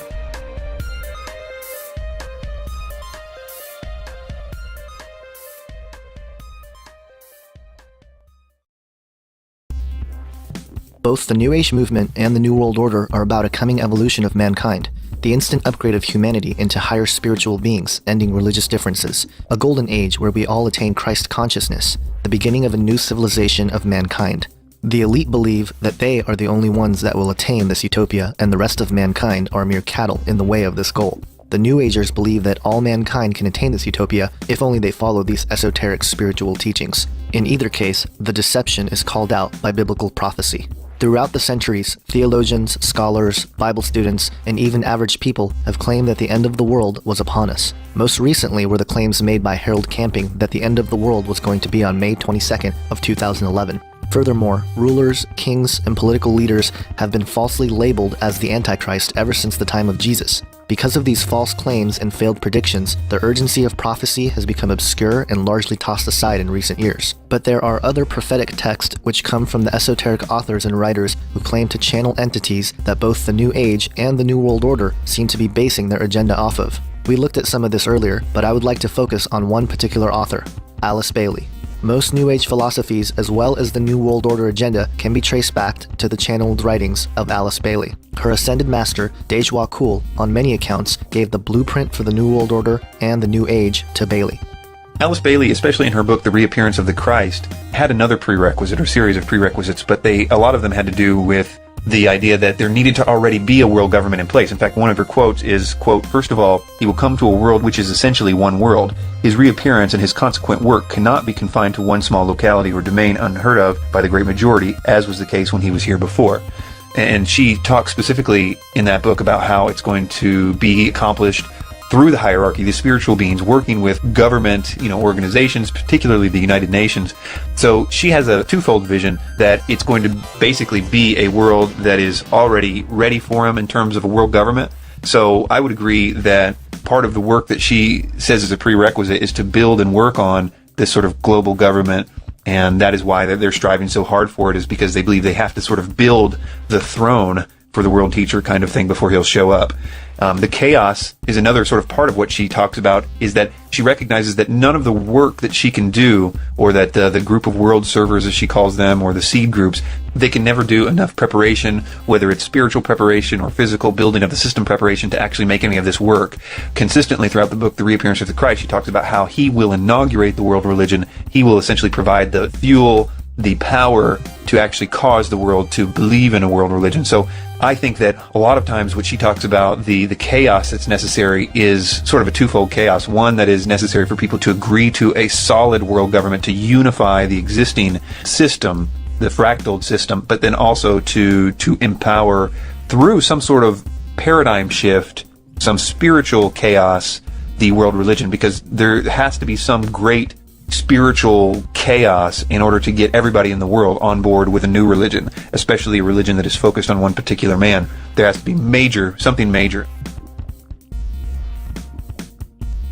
Dejwa Kul, through Alice Bailey, is not shy about letting the reader know that Christianity is the one big hurdle in the way to create the New Age suitable for the appearance of the world teacher. She states in The Reappearance of the Christ, quote, The work and the teaching of the Christ will be hard for the Christian world to accept, though easier of assimilation in the East. Nevertheless, some hard blow or some difficult presentation of the truth is badly needed if the Christian world is to be awakened, and if Christian people are to recognize their place within a worldwide divine revelation and see Christ as representing all the faiths and taking his rightful place as world teacher. He is the world teacher and not a Christian teacher. He himself told us that he had other folds, and to them he was meant as much as he has meant to the Orthodox Christian. They may not call him Christ, but they have their own name for him and follow him as truly and faithfully as their Western brethren." End quote. This idea is further confirmed when Bailey states, quote, "There are two major factors which condition the present opportunity. These can be regarded as so completely hindering that unless they are removed, there will be a long delay before Christ can return. They are, number one, the inertia of the average Christian or spiritually minded man in every country, Eastern or Western. Number two, the lack of money for the work of preparation." End quote. Bailey also goes on to say how there must be a chaos before the unification of government and religion, and the subsequent appearance of the quote-unquote Christ, stating, quote, "They come in times of crisis. They frequently create crisis in order to bring to an end the old and the undesirable and make way for new and more suitable forms for the evolving life of God immanent in nature. They come when evil is rampant. For this reason, if for no other, an avatar may be looked for today. The necessary stage is set for the reappearance of the Christ." End quote. If you're a conspiracy theorist like I am, the chaos, wars, and massive deaths being perpetrated by the elite is on purpose. But it's not simply to try to destroy humanity. It is a diabolical plan to, again, create a climate where people cry for peace and desire for a new system. This is precisely how the New Age movement is helping usher in the real New World Order.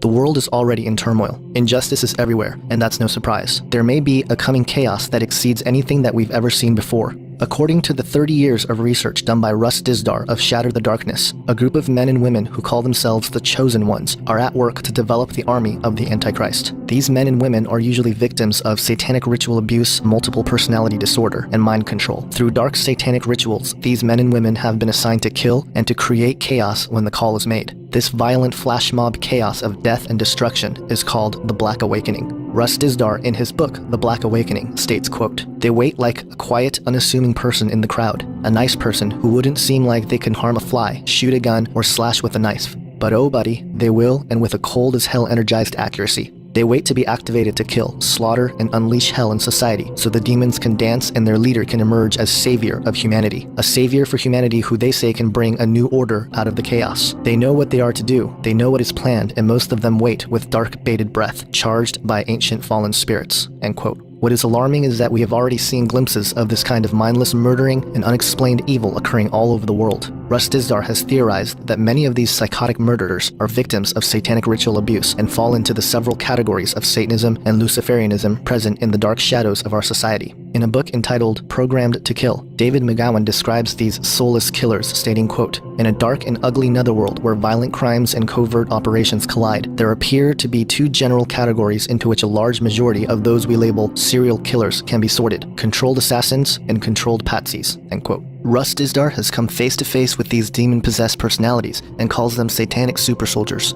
The trauma-based mind control experiments which began in Nazi concentration camps in World War II are beginning to surface today.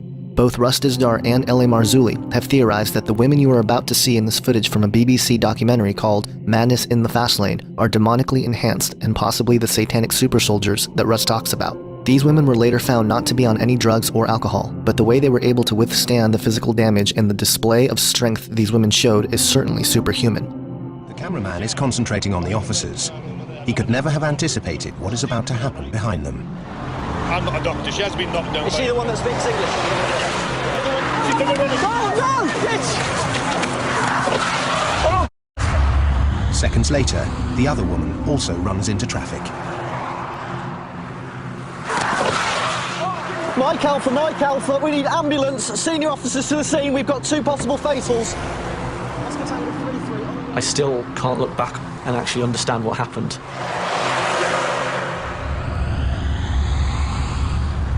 For a person to survive being hit by an articulated vehicle is very, very rare. Seeing her body thrown so violently, seeing her actually run over by the wheels of the trailer itself, I was convinced that no human body was going to survive that. Calm down. We're trying to give first aid care, but you're also trying not to be spat in the face and having your arms and your eyes clawed. I don't think she comprehended in any way how seriously injured she actually was. Very, very strange. You start to wonder what's going on here. There is something seriously wrong in this incident. The police and paramedics look like they've got the other sister under control, but that's all about to change. The next minute she seemed to just rouse, try and get up. Whoa, whoa, whoa, whoa, whoa, whoa, whoa, whoa. Stay, stay, stay. Have they got a collar or something they can stick on her? It won't work really, she needs everything. Yeah. Whoa, whoa, whoa. Right, don't get going anywhere, okay? Just chill, chill, okay? She didn't respond to that at all. She was getting up regardless. They're going to steal your organs. It's okay, my love. It's all right. I'm trying to make sure you're okay. Right. Where's Paul? Where's Paul? Right. Where's Paul? Stay. As I got her towards the car, she unleashed a punch. And then she was off. Hit her! And into the other side. Moving traffic again.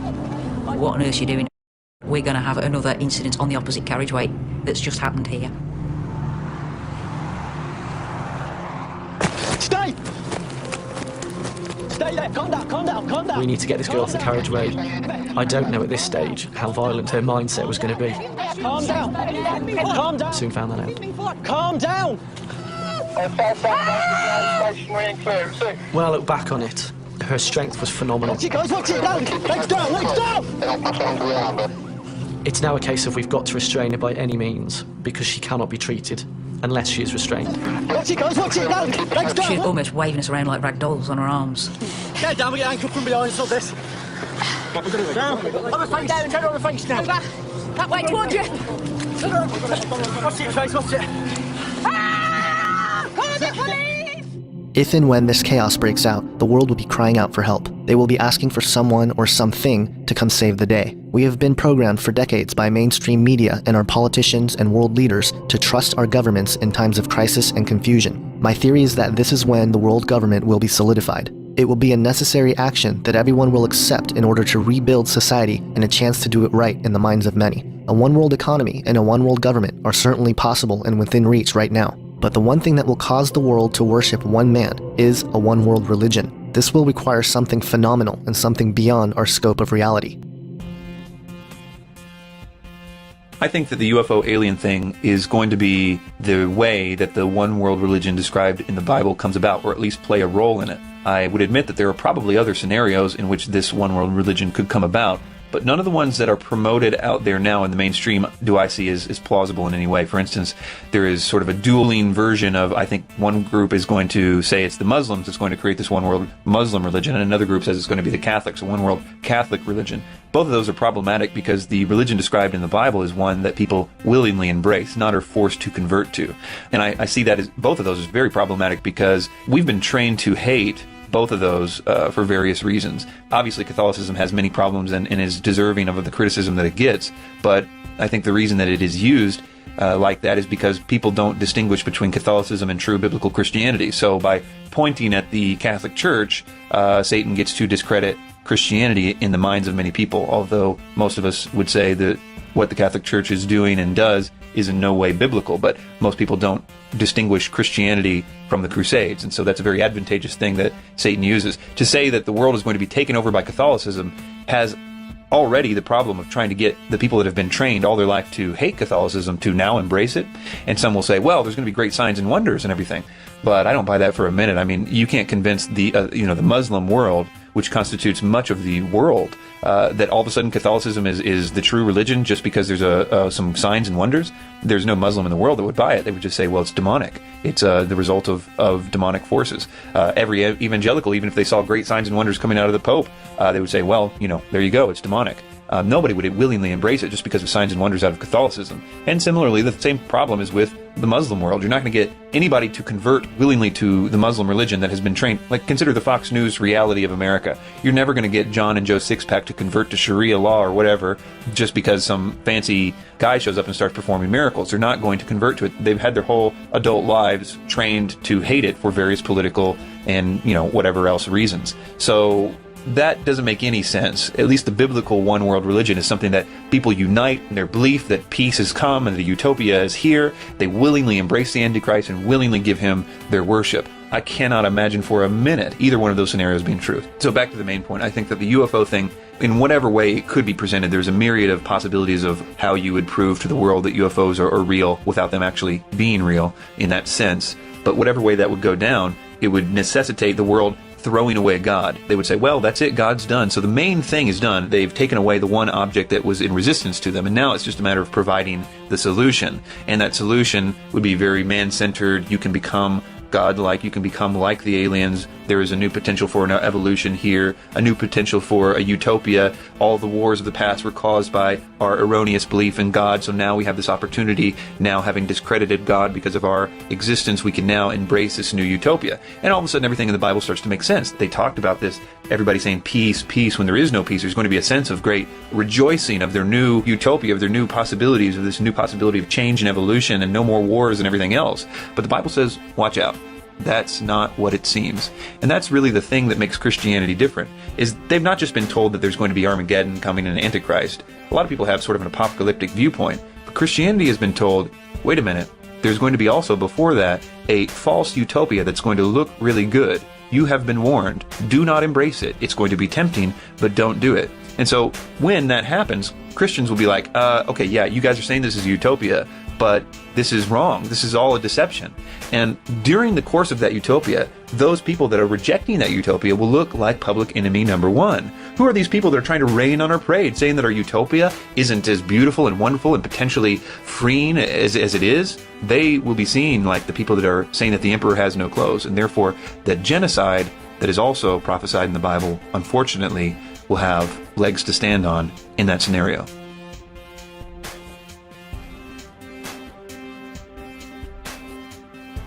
So ultimately, Satan, the fallen cherub, is the culprit behind the work of the New World Order in all of its facets. The entities which directly guide humanity into working for Satan's cause are the fallen angels. Dr. Michael Heiser, an ancient language scholar, has written extensively on the Divine Council. They are the sons of God mentioned in Genesis 6, the angels that sinned mentioned in 2 Peter and Jude. They are the lowercase g gods who have had legal authority over various parts of the earth since antiquity. They are also the gods that accepted worship from people in the Old Testament, making them rebels to Yahweh God's kingdom. It is my firm belief that they are the aliens, ascended masters, and other spiritual entities deceiving mankind into creating Satan's kingdom on earth. Whether they manifest with bodies or are simply spiritual beings, I don't know. But the reality is that I don't think anyone would willingly work for Satan if they knew what they were getting themselves into. And thus we live in an age of deceit.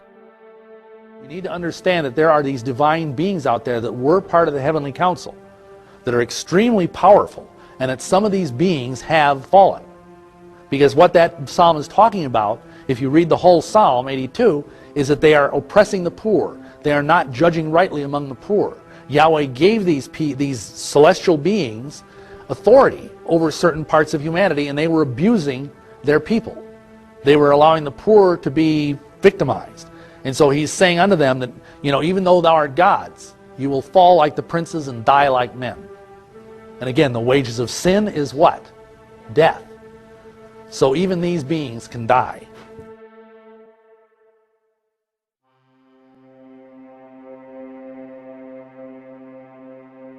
While many of the esoteric New Age and New World Order advocates continue to preach their solution to the world's problems, there is a true hope that is found in a message that comes explicitly from the true creator of this universe. The real spiritual and physical upgrade that the New Age spiritual evolutionists and transhumanists seek to attain has already been given to us in the gospel message of Jesus Christ. The transhumanist movement, it really is a cover. It's a cover for the far more sinister event that's coming. And I think on the one hand it provides the technology that makes these things happen. But it's also man saying, look, we can do it. We can truly pull ourselves up by our own bootstraps. We can take advantage of our own evolution. We don't have to wait. Because again, if it's predicated on we've evolved this far, why shouldn't we continue evolving? And if we have the technology to overcome death, to overcome disease, why wouldn't we, right? I mean, that sounds right.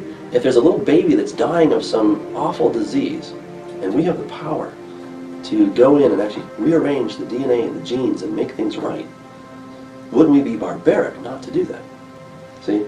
So this becomes sort of the heartthrob that we're like, oh, we better do this, right? Right. And, you know, I think there probably are some decent things that could be done. Like anything, any kind of technology, there's always room for good. Right. But I really think that we're getting into an area that we should not play with. Because we're now rearranging the Legos that God created. Right.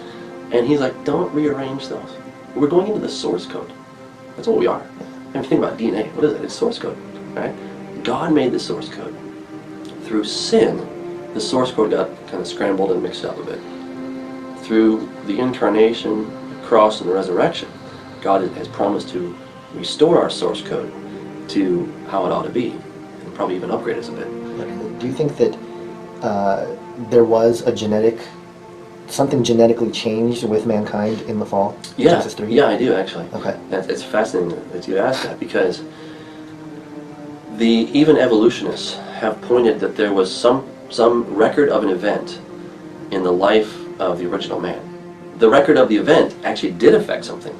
The event was the fall, okay? And the fall, at the fall of man is when all of creation became corrupt as well. Because everything came out of the earth or from man, right? So Eve, of course, came out of man.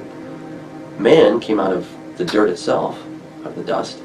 And there's this connection. In Hebrew, you see the word Adamah is talking about the soil or the land, and Adam, who comes out of that. So it's kind of like God takes all this dirt, he puts it together, he blows his spirit into man.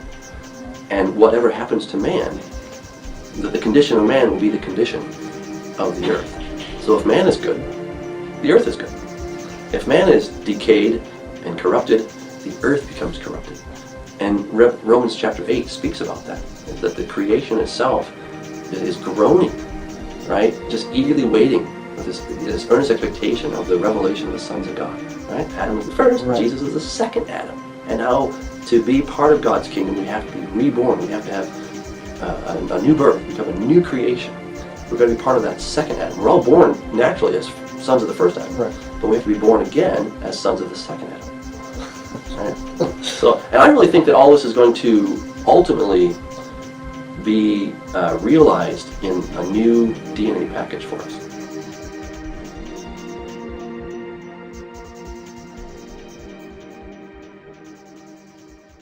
I think in conclusion, I'd like to appeal to those people that have been researching this for any length of time, specifically long periods of time, maybe even years. To you, I don't think this is going to require a lot of convincing. I think that subconsciously you know that a lot of what was said here is true. I think that you have seen over the years a lot of conclusions about what the New World Order is and what their motives are. And I know that you know that it doesn't really explain all the loose ends and tie them all up. I think that you know, after kicking down so many doors in New World Order research and seeing those that truly expose the New World Order, this theme, that it is in fact theistic Satanism behind those doors. I know that you've seen that. You've seen that they are high-level occultists that really run this show than that are in the shadows. And that even those front men at the very tops are only front men, and that the real movers and shakers are those that hold very dedicated beliefs about the worship of Satan. So we even have this idea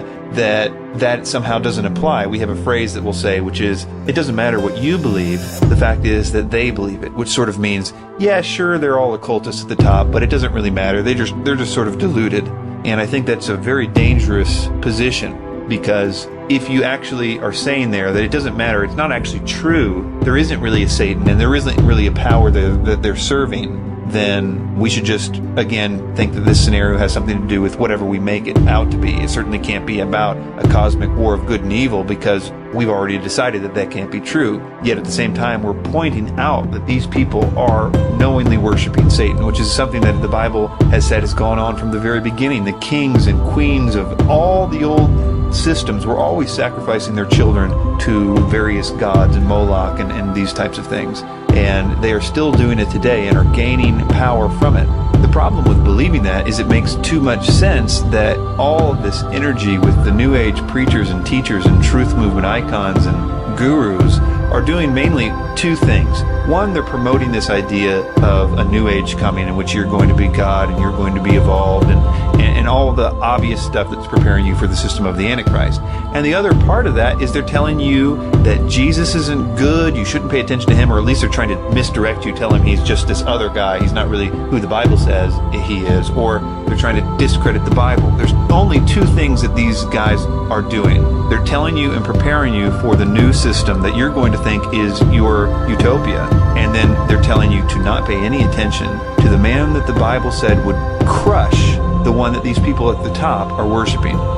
Does anybody see a problem with that? That we have been told what to think about the Bible and Jesus Christ by Satanists.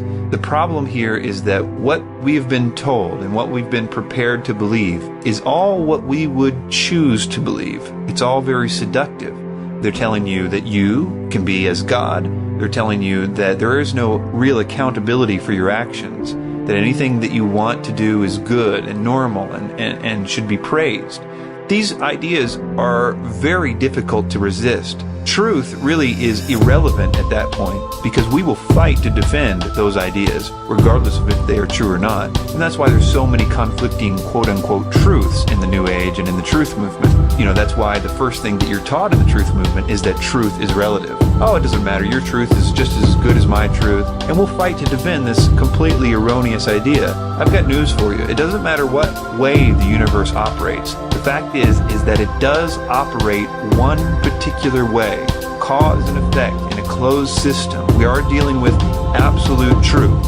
Maybe yours, maybe mine, but it is absolute and it is one. We should be concerned about looking for the truth. And I suggest to all you researchers out there that you already have enough evidence to know that Jesus Christ is who he says that he is. You owe it to yourself to figure out more about him the way the Bible says that he is. Not the way that the New World Order says that he is, but the way the Bible says that he is. The Bible has been continually discredited. You're told not to listen to it. You're told not to pay attention to it. They do everything under the sun to keep you from it. They always have. So why don't you just realize that and take the time and figure out who is Jesus according to the Bible?